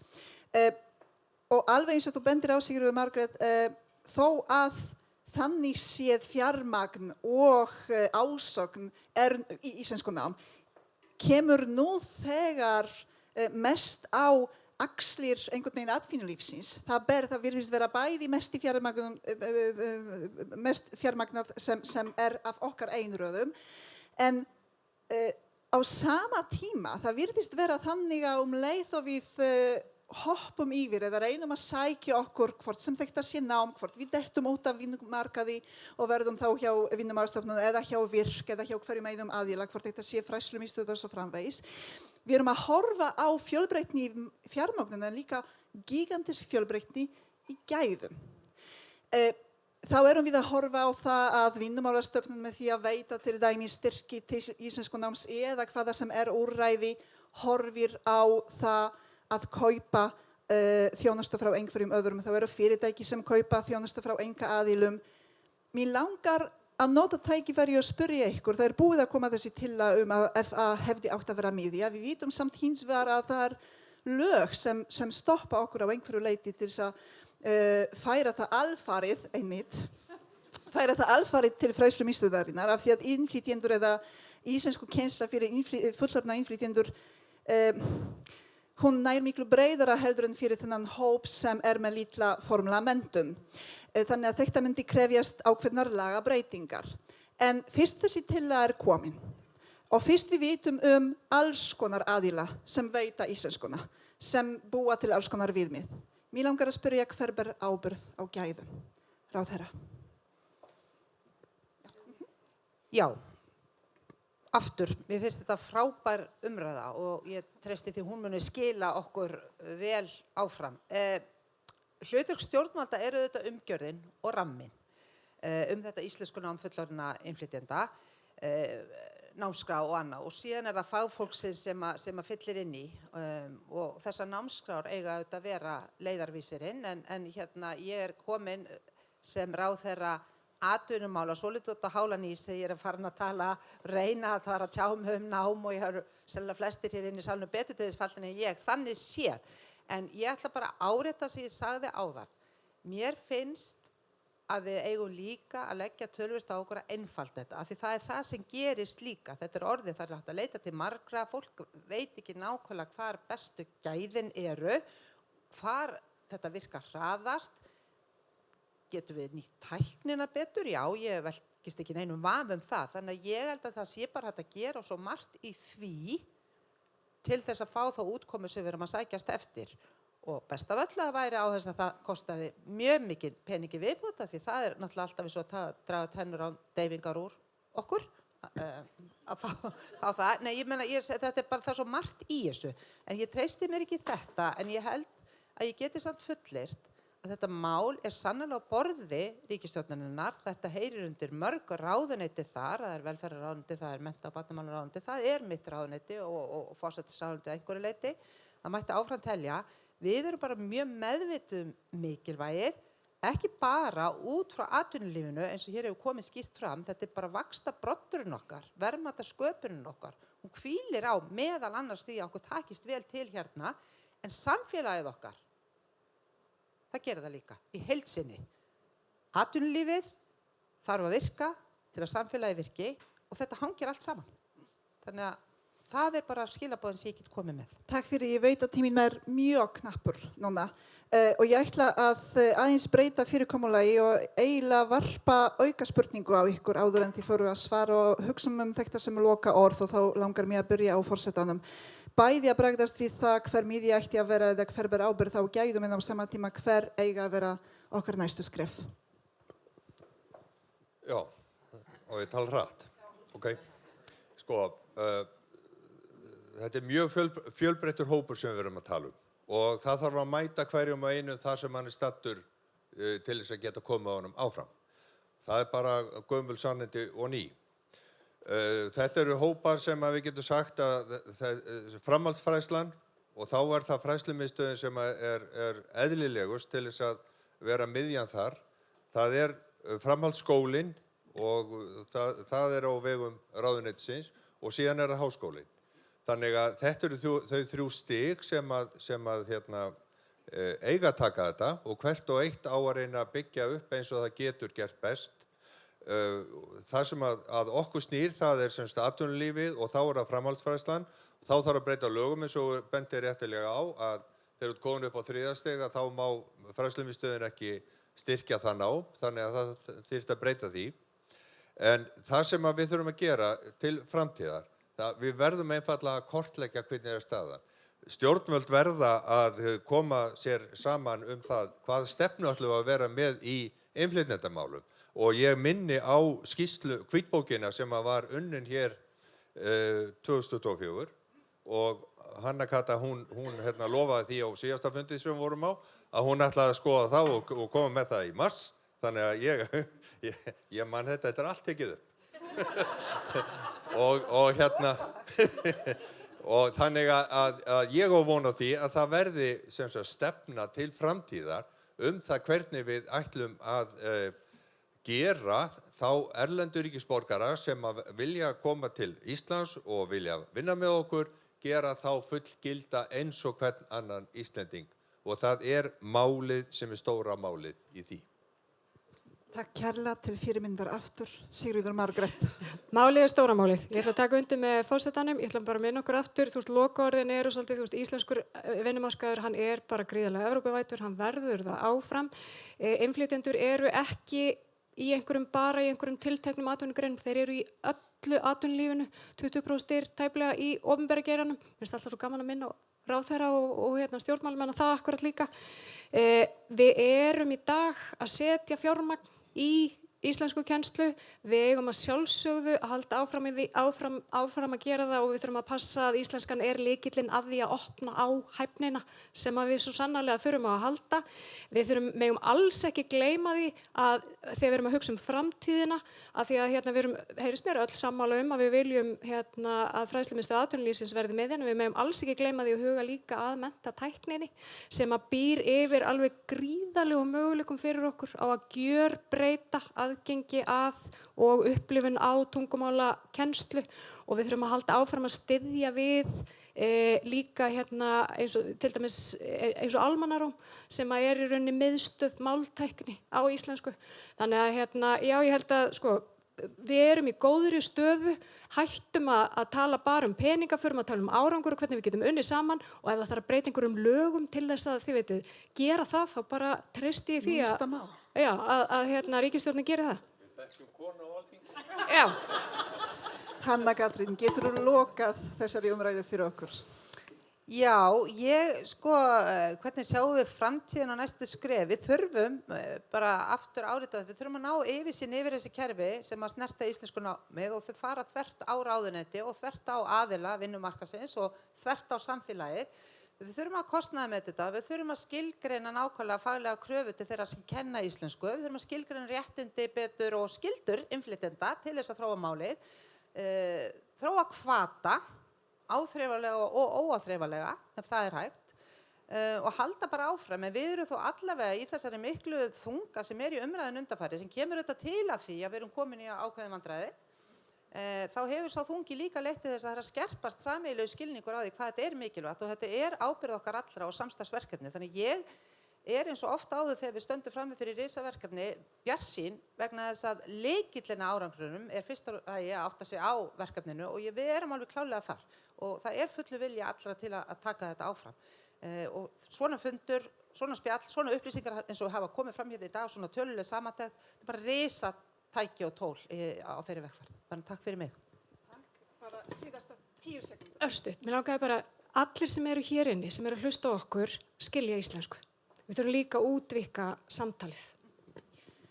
Ég leyfi mér hins vegar að vera að vona að við erum ekki að fara að hitta hér eftir 10 ár og 20 ár og hafa áfram sama samtal að við skynjum þörfina og við verðum að gera eitthvað en það verður ekkert gert.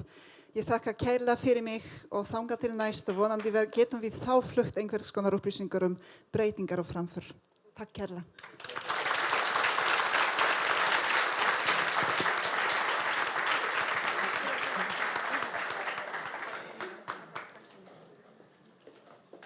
Við þökkum bæði Alexandru og þeim sem voru í pallborði fyrir upplýsandi og stór skemmtilegar umræður.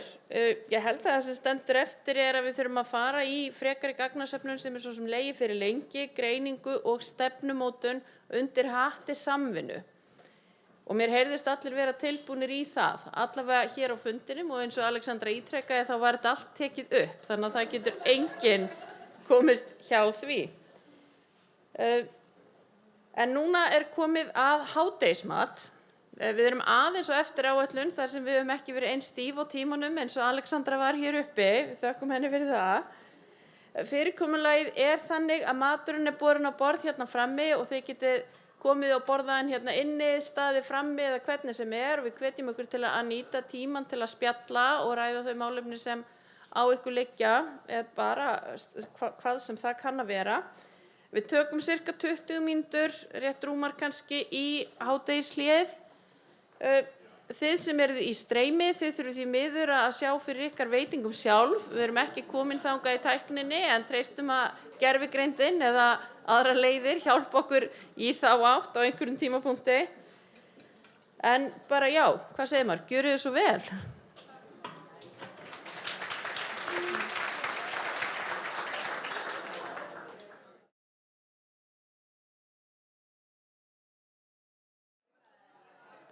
Jæja, gott fólk, meðan þið eruð að svona setjast og að kyngja síðustu bitunum, þá ætlum við að láta rúlla annað myndband þar sem við sjáum viðtal við Hervoy Kral sem hótelstjóri hjá Hótel Reykjavík Marina og Öldu Hótel Reykjavík. Að því loknu þá förum við síðan í næsta pallborð og við kynnum þáttakendur í það þegar þetta myndband hefur rúllað í gegn.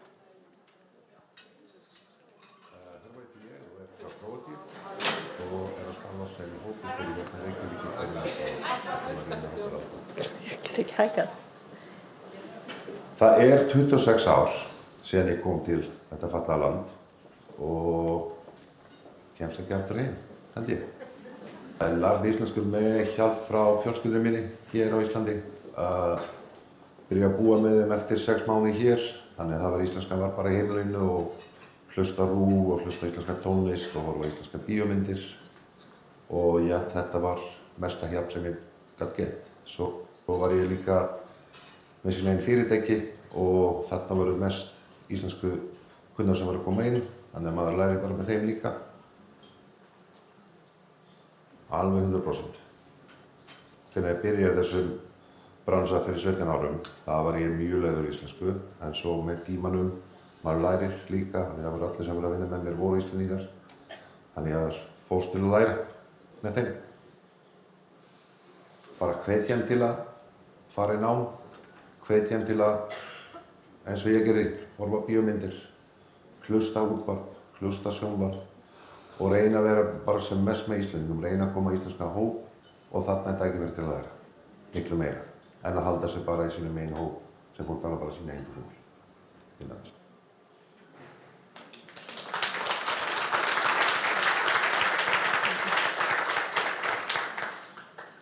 Þá er komið að næsta pallborði, seinna pallborðinu okkar í dag.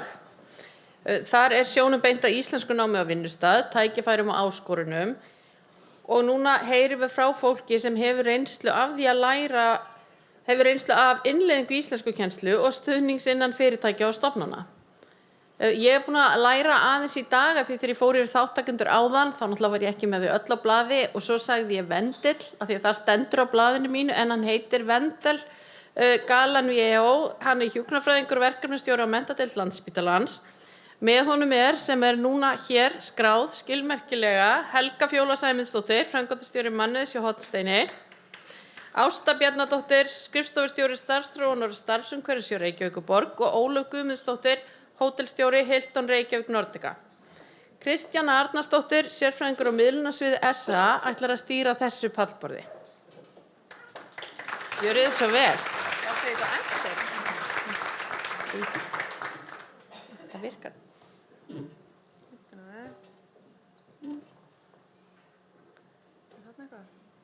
Sjáu þetta?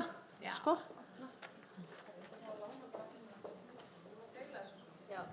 Við verðum svona að deila hljóðnumunum. Gaman að sjá okkur öll. Og já, eins og áður kom fram, þá ætlum við að taka svona bara íslensku nám á vinnustað eins og það er núna. Alexandra, hún setti mig í svona ákveðna klemmu og hún var svo svakaleg í tímarammanum. Ég held að verði svona meira flæði kannski hérna. Já, þannig að ef ekki bara að koma ykkur í þetta, viljið þið kannski kynna ykkur af því að þið voru svona kynnt á svið, viljið kannski taka eina kynningu hvert og eitt? Já, ég heiti Vendel V.O. Ég er upprunalega frá Filippseyjum. Ég flutti til Íslands fyrir 10 árum og ég er sjálfur hjúkrunarfræðingur og verkefnastjóri Menntadeild Landspítala. Já, ég heiti Helga Fjóla Sæmundsdóttir og er stundum kölluð Jólafjóla, styttist í jól.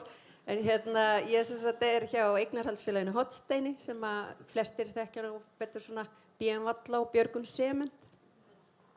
Sæl, ég heiti Ásta Bjarnadóttir, ég er skrifstofustjóri starfsþróunar og starfsumhverfis á Mannauðs- og starfsumhverfissviði Reykjavíkurborgar. Legg ekki meira á okkar. Sæl, ég heiti Ólöf Guðmundsdóttir og er hótelstjóri á Hilton Reykjavík Nordica og er lengi búin að vera starfsmaður hjá Iceland Hotel Collection by Bergæja sem að rekur fjölmörg hótel hérna á landi. Þetta er nákvæmlega ástæðan fyrir ég bað ykkur að gera þetta svo ég þurfti ekki að leggja þetta allt á minnið. Frábært, stóðu ykkur vel. En okkur langaði bara svona að ræða aðeins við ykkur, svona heilt yfir, taka það sem að áður hefur komið fram inn í dag. Þetta búið að vera mjög fróðlegt að heyra bara hvernig staðan er og hvað þarf að gera. Og kannski bara svona til að koma okkur inn í þetta, hvernig er staðan á ykkar vinnustað og eru gerðar kröfur íslenskufærni? Við byrjum kannski á mína hægri. Já, staðan hjá okkur er þetta þannig að eins og þið þekkið þá er ferðaþjónustan búin að vaxa gríðarlega síðustu ár og ég er eins og segi búin að vera í þessu í 25 ár þannig ég er búin að sjá gríðarlega breytingu en við erum núna að tala að á okkar vinnustað ferða þetta sjálfsagt eftir starfi hvaða tungumálakunnáttu það er og það eru ekki öll störf sem þess krefjast en hins vegar er það þannig að við viljum að sjálfsögðu fá sem flesta sem að tala íslensku og tala ensku, en við höfum jafnvel líka rekið okkur á það að það er starfsfólk sem er að koma, sem talar hvorugt og þegar var sem mest að gera þá var það bara þannig Og við erum líka, eins og ég segi, við hefum ekki nefnt það í dag, að við erum líka með sko, starfsfólk sem komið hérna, eða útlendinga, sem kannski ætluðu sér aldrei að koma. Til dæmis flóttamenn frá Úkraínu eða Venezuela eða annað.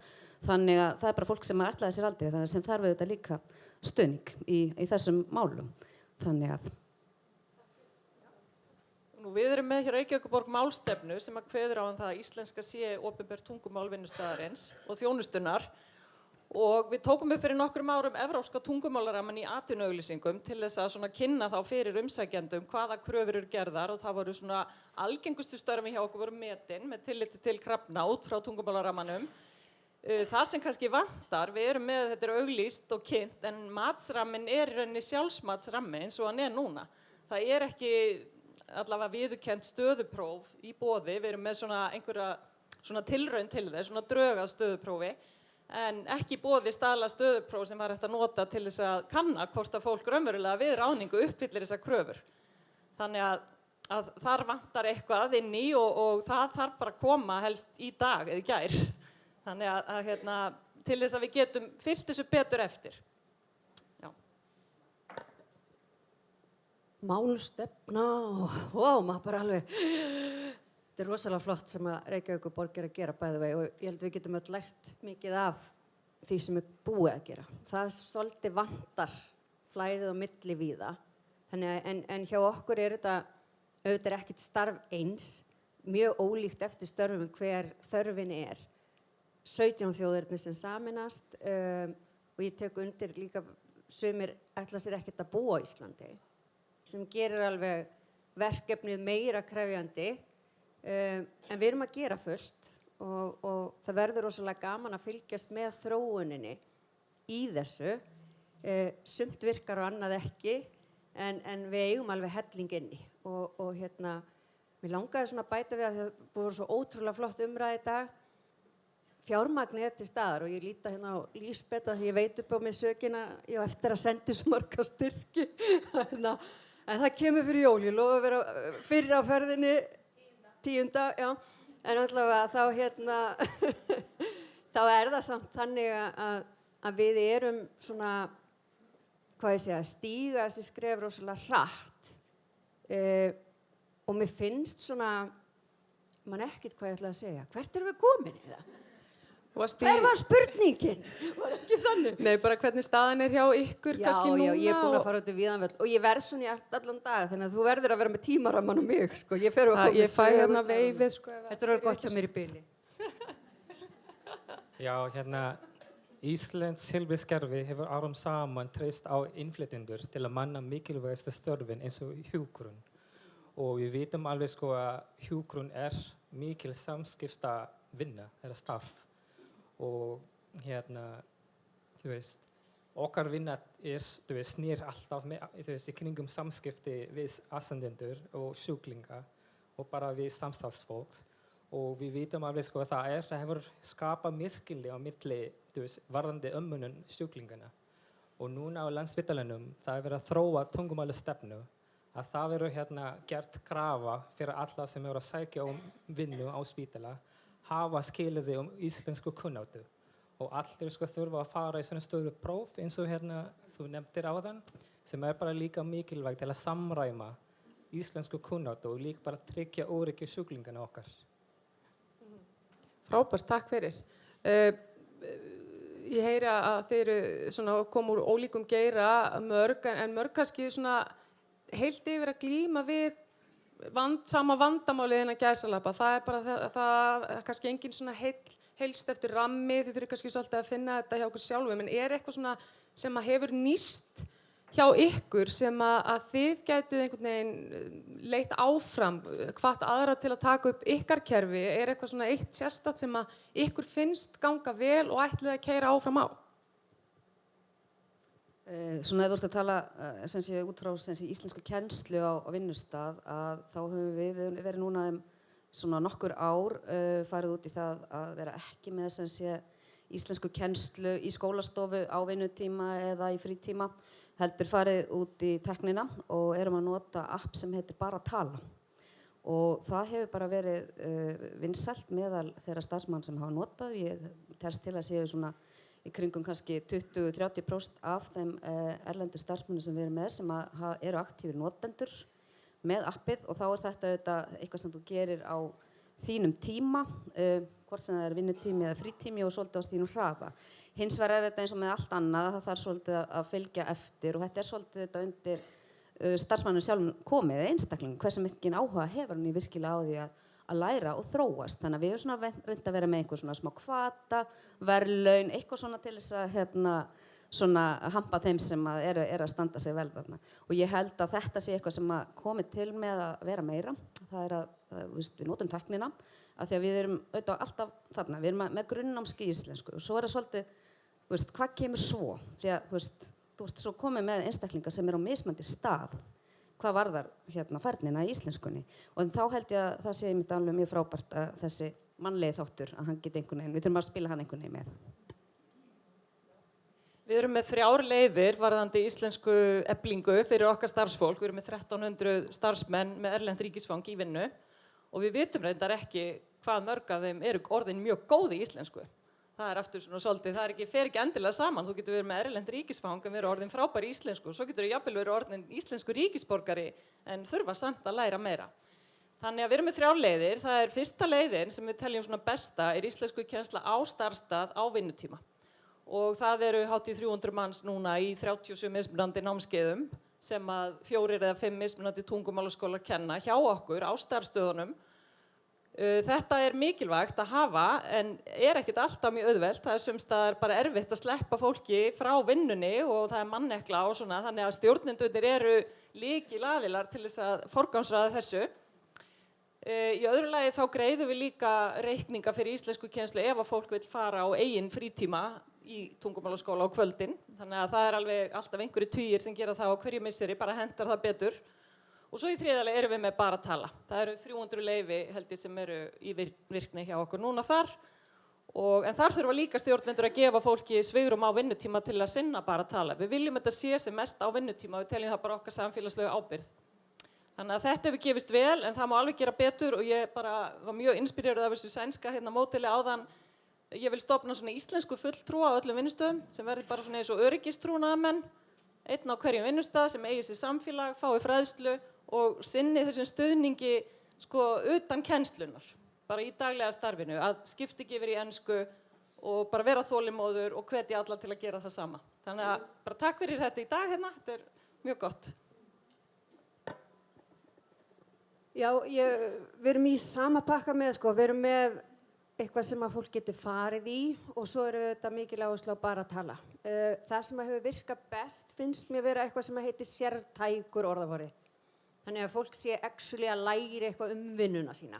Þannig eins og núna við erum að byggja upp eitthvað sem heitir lesturbyggingatekníka, alveg hardcore, sjáu þið. Og þá þetta alveg bara, allt í hennu kviknar einhver áhugi.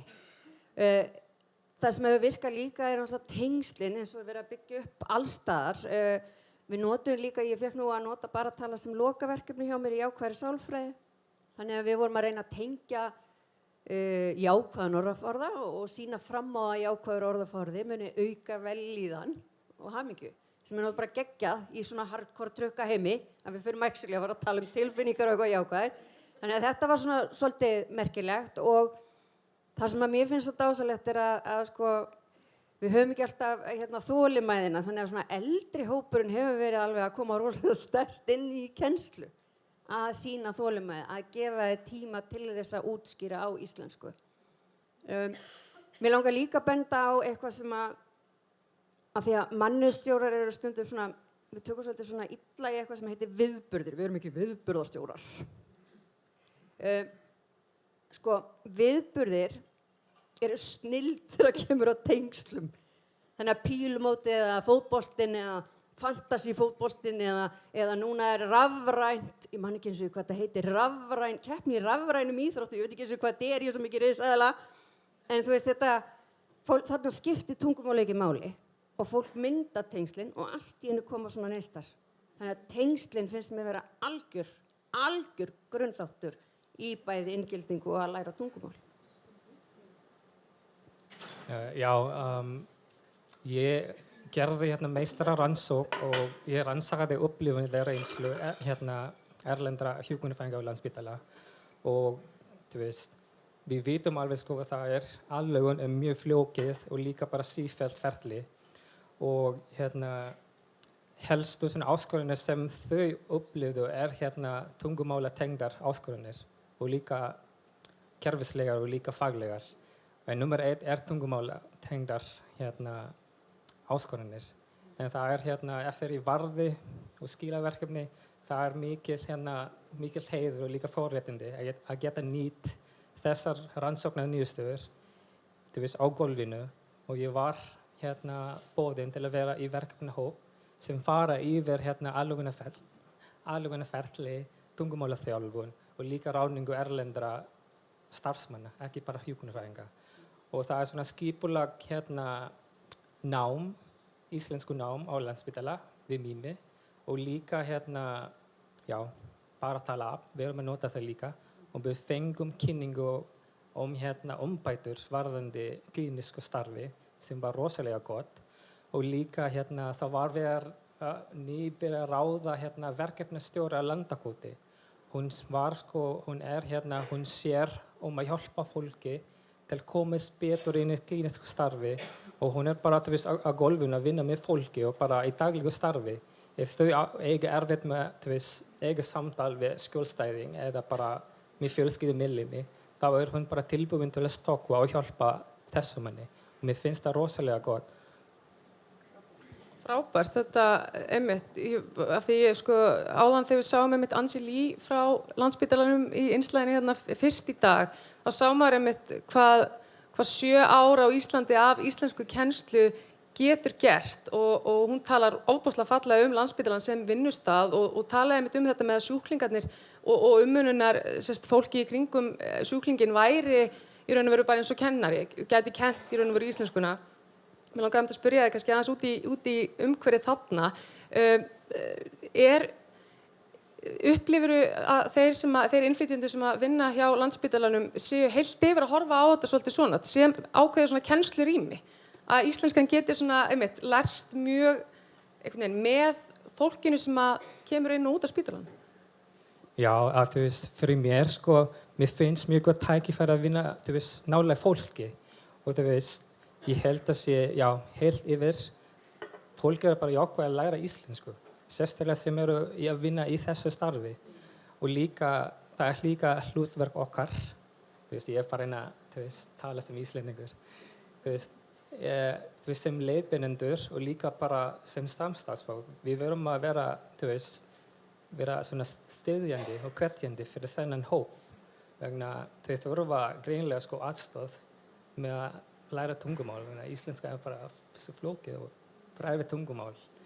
Og líka við verðum líka bara að sýna þeim samkennd, ekki bara setja íslenskuna upp í kók hjá manni.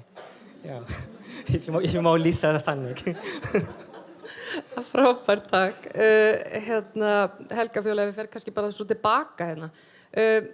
Hvernig þá hinn endinn á þessu? Hvernig hafa íslenskir ríkisborgarar, Íslendingar í grunninn einhvern veginn sem að tala þetta eina tungumál og eiga svo einhver önnur mál sem annað og þriðja mál. Hvernig hefur það starfsfólk tekið í þessar breytingar og eru allir boðnir og búnir til að aðstoða?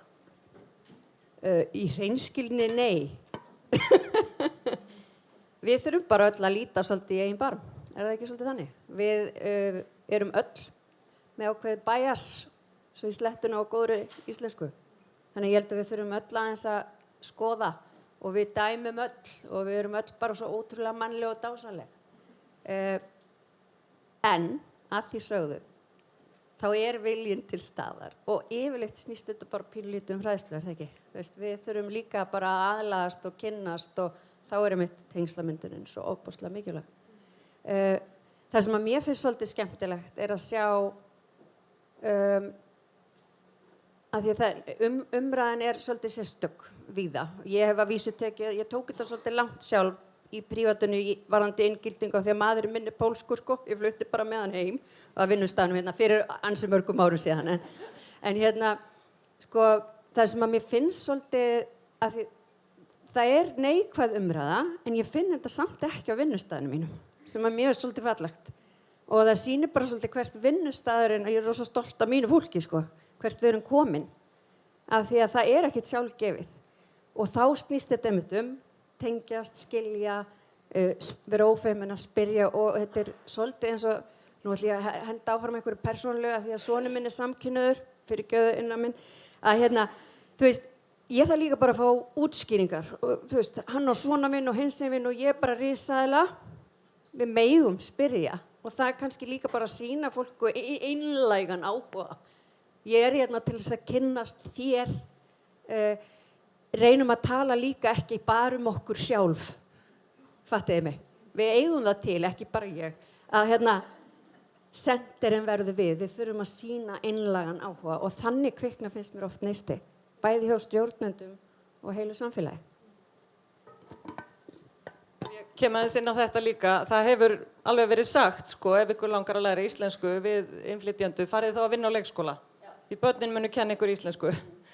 Þetta kannski ekki alveg nóg gott, þó sé kannski sannleikskorn í því, sko, og við þurfum að gera betur og ég hef alveg orðið vör við það á sumum stöðum þar sem komið svona ákveðin hlutfall innflytjenda á vinnustæðin, þá kemur ákveðin þreyta.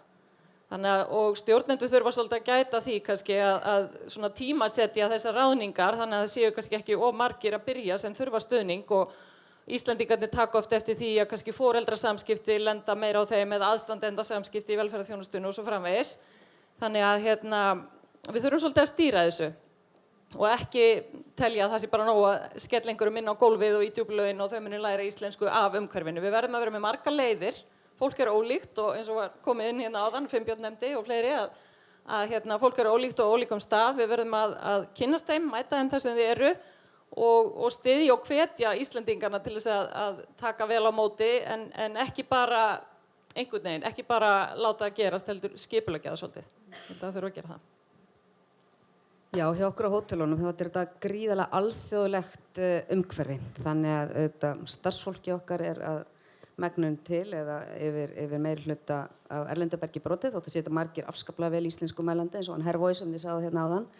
En auðvitað gestirnir okkar líka, flestir hverjir eru erlendir. Það ekki mikið Íslendingum á hótelunum í sjálfu sér.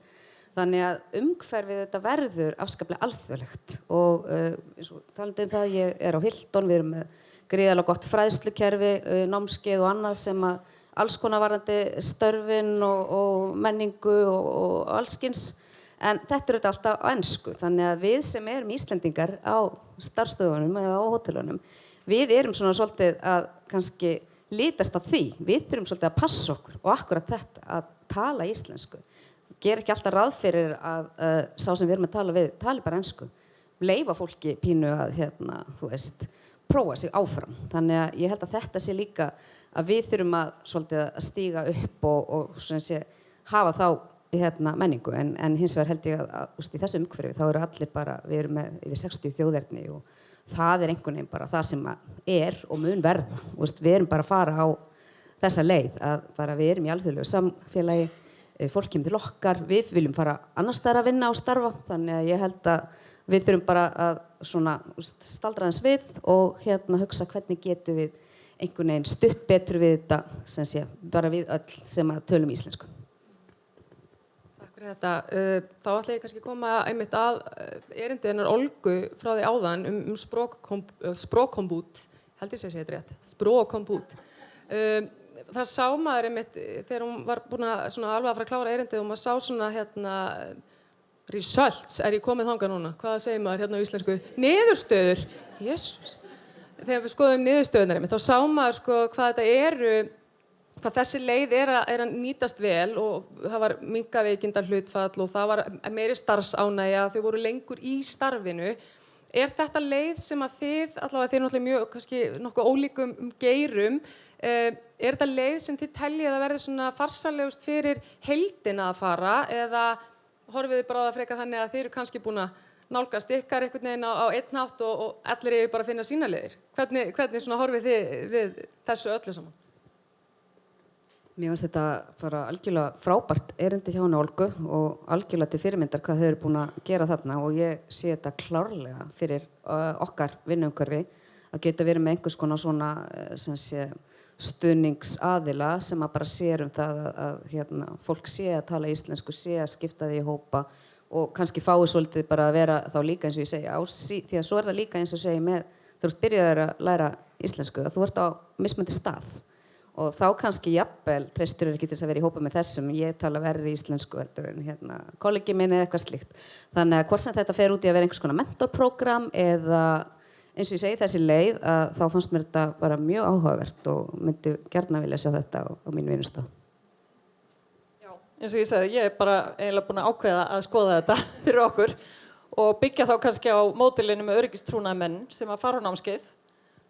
Boðið á ráðstefnu, við höldum ráðstefnu fyrir þau árlega, það þá sama, búið til svona samfélag af fólki sem brennur fyrir þessu og hefur áhuga, blanda af innflytjendum og Íslendingum sem að tækju það og þyrftu að fara í nám. Mér fannst það líka mjög flott hjá þeim að kenna stjórnendunum eða semst hafa þjálfun fyrir stjórnendur í að nýta sér svona starfskrafta og styðja við, þau þurfa alltaf líka að gera það. Þannig að ég bara eiginlega lýsi eftir fræðsluaðila til að bjóða upp á námskeið fyrir íslensku fulltrúa og þá ég með og ég vissum að fræðslusjóðurnir okkar ágætu myndu taka þátt í að greiða kostnað við þetta.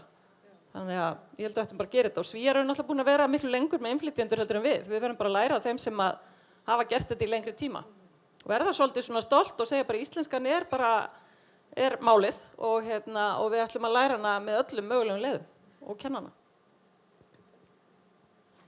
Já, ég tek bara undir hvert einasta orð. Mér finnst þetta ótrúlega spennandi. Það sem ég hef áhyggjur af, ég ætla að fá að henda aðeins inn er tímafaktor. Af því að í business þá við erum svolítið hröð og það hjóli snúast ansi hratt. Og til þess að við náum að læra, þá þurfum við að gefa okkur tíma. Og það það sem að ég hef áhyggjur af svona almennt í hinu almenna umhverfi. Þannig að tímafaktorinn eitthvað sem að kannski, businessin ekki endilega að gefa sér tíma til þess að við lærum.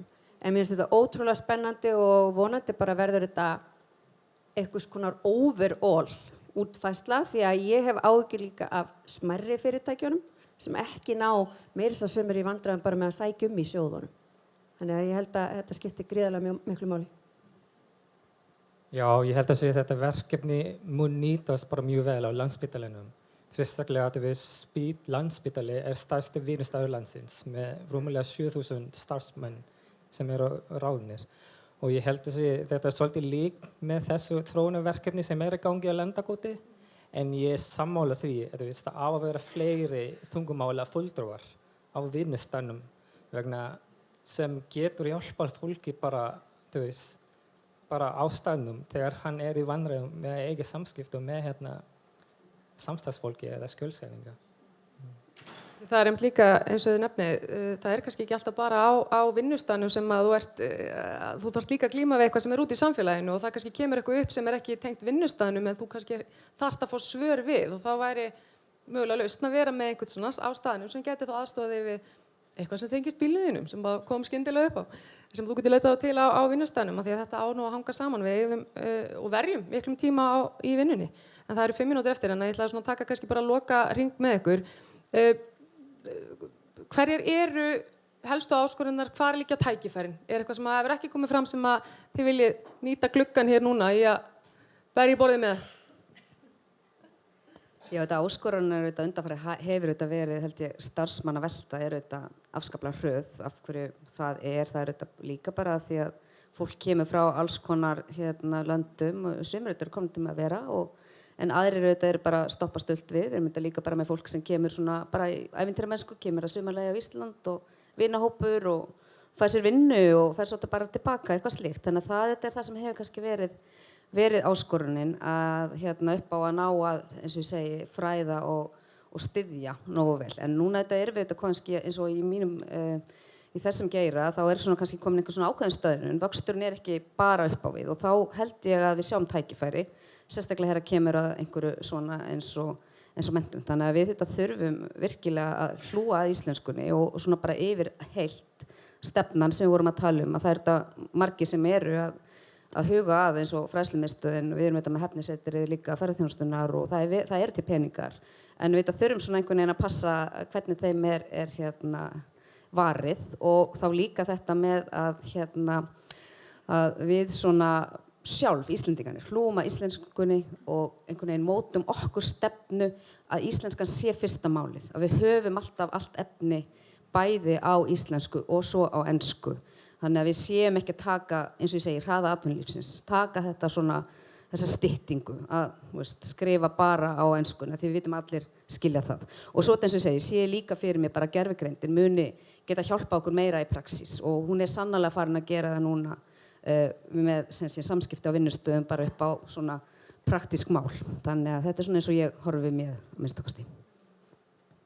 Já, okkar aðal áskorun kannski að búa til innan tíma í erli dagsins og það sem eru stíf mönnunarmódel og það bara ekkert að auka fólk til að fara í íslenskukennsluna og það svona ákveðin þolinmæði þegar ár eftir ár kannski sami stjórnandinn þarf að sjá af ákveðinu hluta sínu fólki tvisvar í viku, einu sinni í viku í nokkra klukkutíma til að fara í íslenskukennslu. Þetta áskorunin, við þurfum alltaf bara að taka þetta sjálf og manna betur til að mæta því.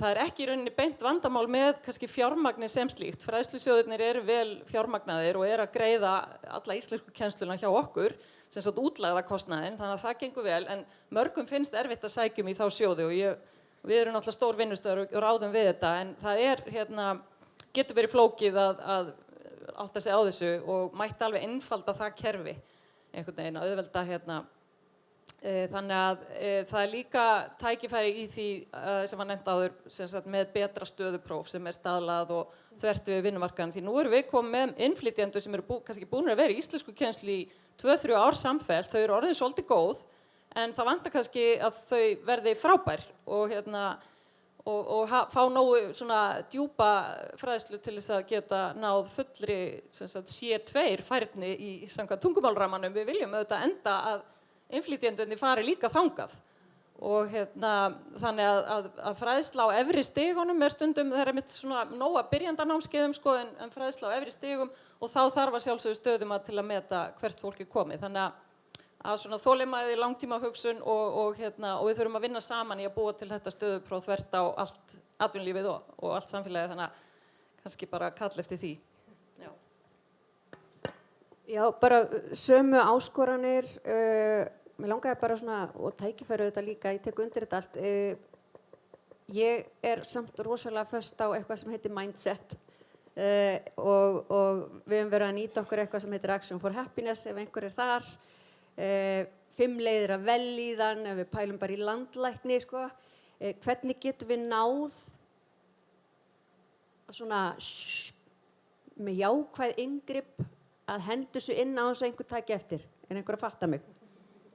Þannig að koma réttu hugafari inn í þetta allt saman því að það lykillinn að því að við lærum. Mér finnst það svo, lokapunktur hjá mér. Já, ég bara sammála öll þessu sem þið hafi sagt eða nefnt. En já, líka í heilbrigðiskerfinu, það svo mikill samskiptahraður. Það stundum erfitt að bara stoppa, hvernig á ég að segja þetta. Það verður bara að gera hlutina bara strax. Og það kannski svona helstu áskorun sem ég með þetta í hug akkurat núna. En ég vil bara segja bara í lokaorðum, fjölbreytileiki það var að vera viðurkenndur sem líka styrkleiki. Í síbreytilegu samfélagi eins og Ísland erlend heilbrigðisstarfsfólk getur mætt vaxandi þörfum nútíma heilbrigðiskerfis og það fjárfesting í erlendu starfsfólki lykilforsenda og með betri eða markvissari tungumálaþjálfun og líka tækifærum til að starfsþróunar þeim skapa rými til að vaxa með öryggi og líka bara blómstra í starfi. Frábær lokaorð. Ég held við ættum bara að gefa þeim öllum gott klapp. Takk ykkur kærlega fyrir.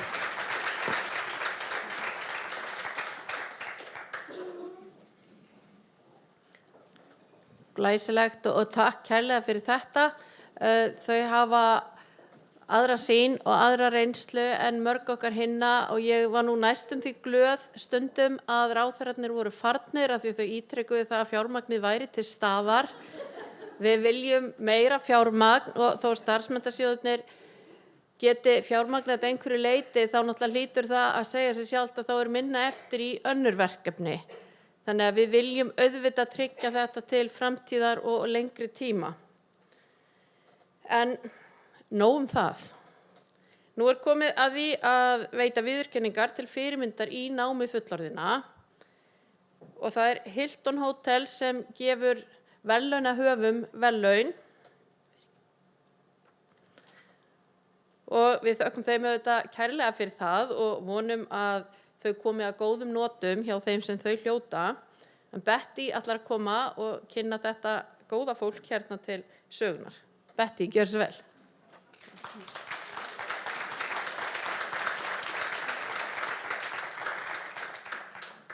Takk fyrir. Það er mér mikil ánægja að veita viðurkenningu hér í dag og þá erum við að veita viðurkenningu fyrir fyrirmyndum. Við köllum þetta alltaf fyrirmyndanemendur en auðvitað eru allir okkar nemendur innan framhaldsfræðslunnar fyrirmyndanemendur.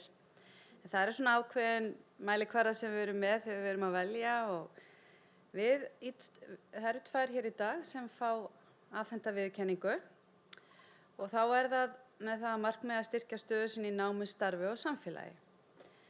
En hún Honneli Abergino Limphaga, hún var tilnefnd af Mimi og hún flutti til Íslands frá Filippseyjum fyrir rúmlega 30 árum og hún er hér í dag. Hún hefur lokið fagnámskeiðum 1 og 2, hún hefur farið í raunfærnimat í leikskólalið á stuðningsfulltrúanum og svo núna í vor þá er hún að ljúka námi sem leikskólalið og stuðningsfulltrúi. Við ætlum að fá að sjá stutt myndband og þá uppgöta ég það bara að það er enginn búinn að þjálfa mig í þessu. Að ég ætti að íta myndbandið, en svo þegar því er lokið þá ætlum ég að biðja þig, Honneli, að koma hér upp og taka við viðurkenningu. Ég hef ekki heldur hlotið þjálfun en við... Kæru fundagestir, ég heiti Honneli Abergino Limphaga. Er fædd á Filippseyjum og ólst þar upp í stórri fjölskyldu.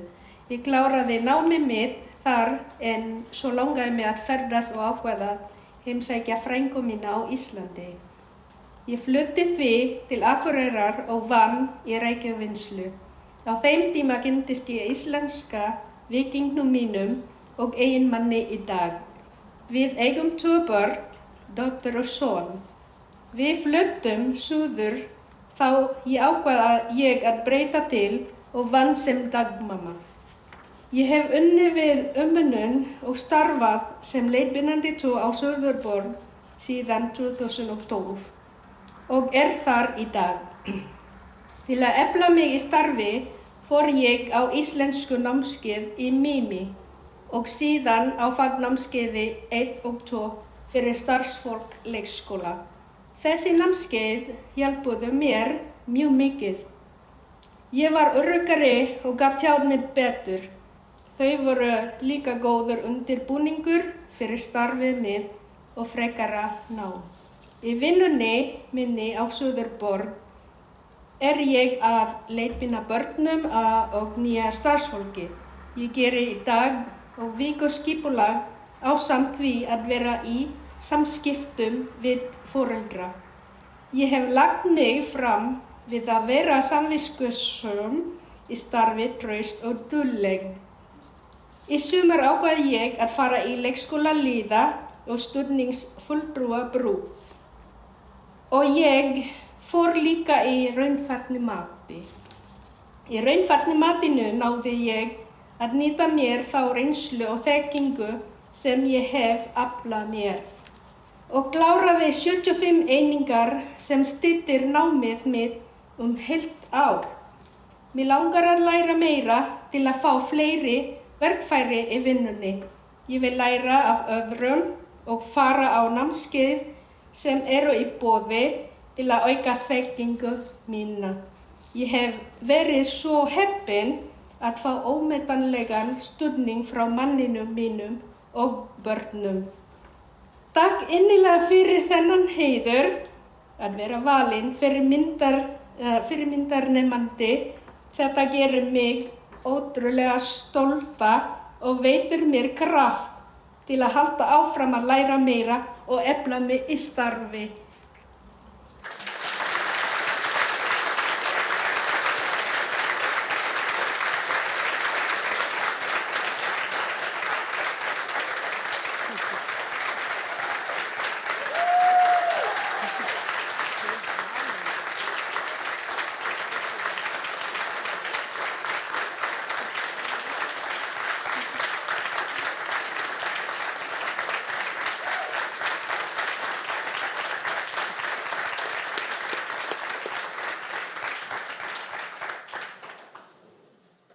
bara þakka þér kærlega fyrir, Hanneli, fyrir frásögnina og þú ert okkur fyrirmynd og öllum öðrum.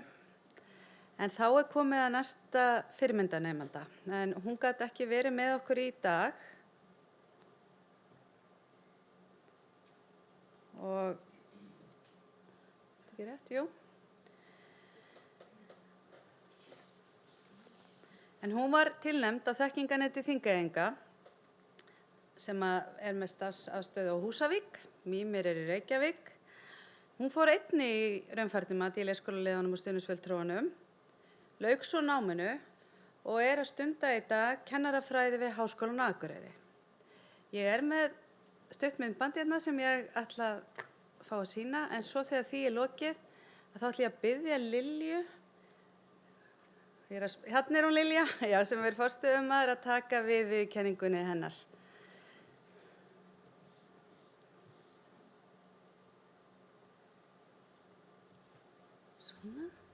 Sæl, ég heiti Sunna og þakka innilega fyrir þennan heiður. Ég er núna stödd í Nýja-Sjálandi og getur mér ekki verið á staðnum. En ég er 30 ára 2 barna móðir og er hálf nýsílensk og hálf íslensk. En ég flakka mikið á milli landa alla mína ævi, en er búin að búa á Húsavík seinustu 8 árin. Það var mikið rót á skóla hjá mér og náði þess vegna aldrei að klára stúdentinn, en ég var mjög heppin að hitta Guðrúnu og fá stuðningin hennar á þekkinganetinu til þess að hjálpa mér í gegnum raunfærnimat sem leiddi til mjög mikils öryggi og sjálfstraust í námi. Ég endaði að fara í raunfærnimat í leikskólaliða og stuðningsfulltrúan og þar sem ég hefði reynslu á umönnunarstörfum í leikskóla og öldrunarheimili gekk þetta allt mjög vel. Ég byrjaði svo eftir ég lauk leikskólaliða og stuðningsfulltrúanámið eftir fæðingarorlof að vinna í leikskóla og þar áttaði ég mig á því bara raunverulega hvað ég hafði mikinn áhuga á því að vera leikskólakennari eða leikskólaliði og leiddi þetta allt til þess að ég fór í háskólanám og fór í kennaranám í Háskólanum á Akureyri. En ég vil bara þakka aftur kærlega fyrir og við sjáumst.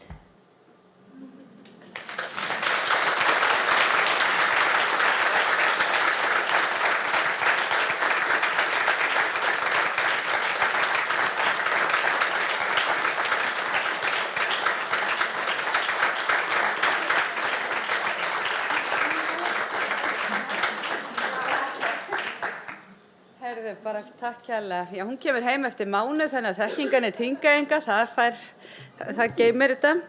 En núna erum við búin að sjá þessar 2 reynslusögur sem sýna okkur að færni á vinnumarkaði. Hún getur haft mikið gildi, þá í gegnum raunfærnimat sem er eitt af verkfærum framhaldsfræðslunnar og leitt til þess að fólk fari í frekara nám, líkt á Sunna og Hanneli gerðu. Innilega enn og aftur með þær báðar 2. En núna þá langar mig að nota tækifærið og þakka öllum sem starfa á vettvangi framhaldsfræðslunnar fyrir þeirra ómetanlega starf. Fjölbreytileikinn skapa grundvöll fyrir lærdóm og úr lærdómi þá sprettur vöxtur. Saman mótum við sterkara samfélag framhaldsfræðslu. Takk fyrir.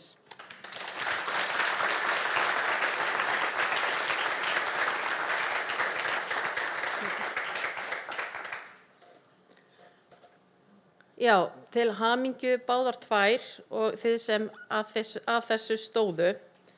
En þá er komið bara að lokum þessa fundar. Það hefur verið mjög fróðlegt og hvetjandi að vera hérna í dag og hlusta á erindin og umræðurnar. Það kemur skýrt fram að þörfin fyrir markvissan stuðning við íslenskunám er mikil fyrir einstaklinginn, vinnumarkaðurinn í heild, ákveðna vinnustaði og samfélagið allt. Fjármögnun íslenskukennslu er dreifð og kerfið flókið og það er mikilvægt að við vinnum að því að einfalda það og gera það gagnsærra og skilvirkara fyrir okkur öll.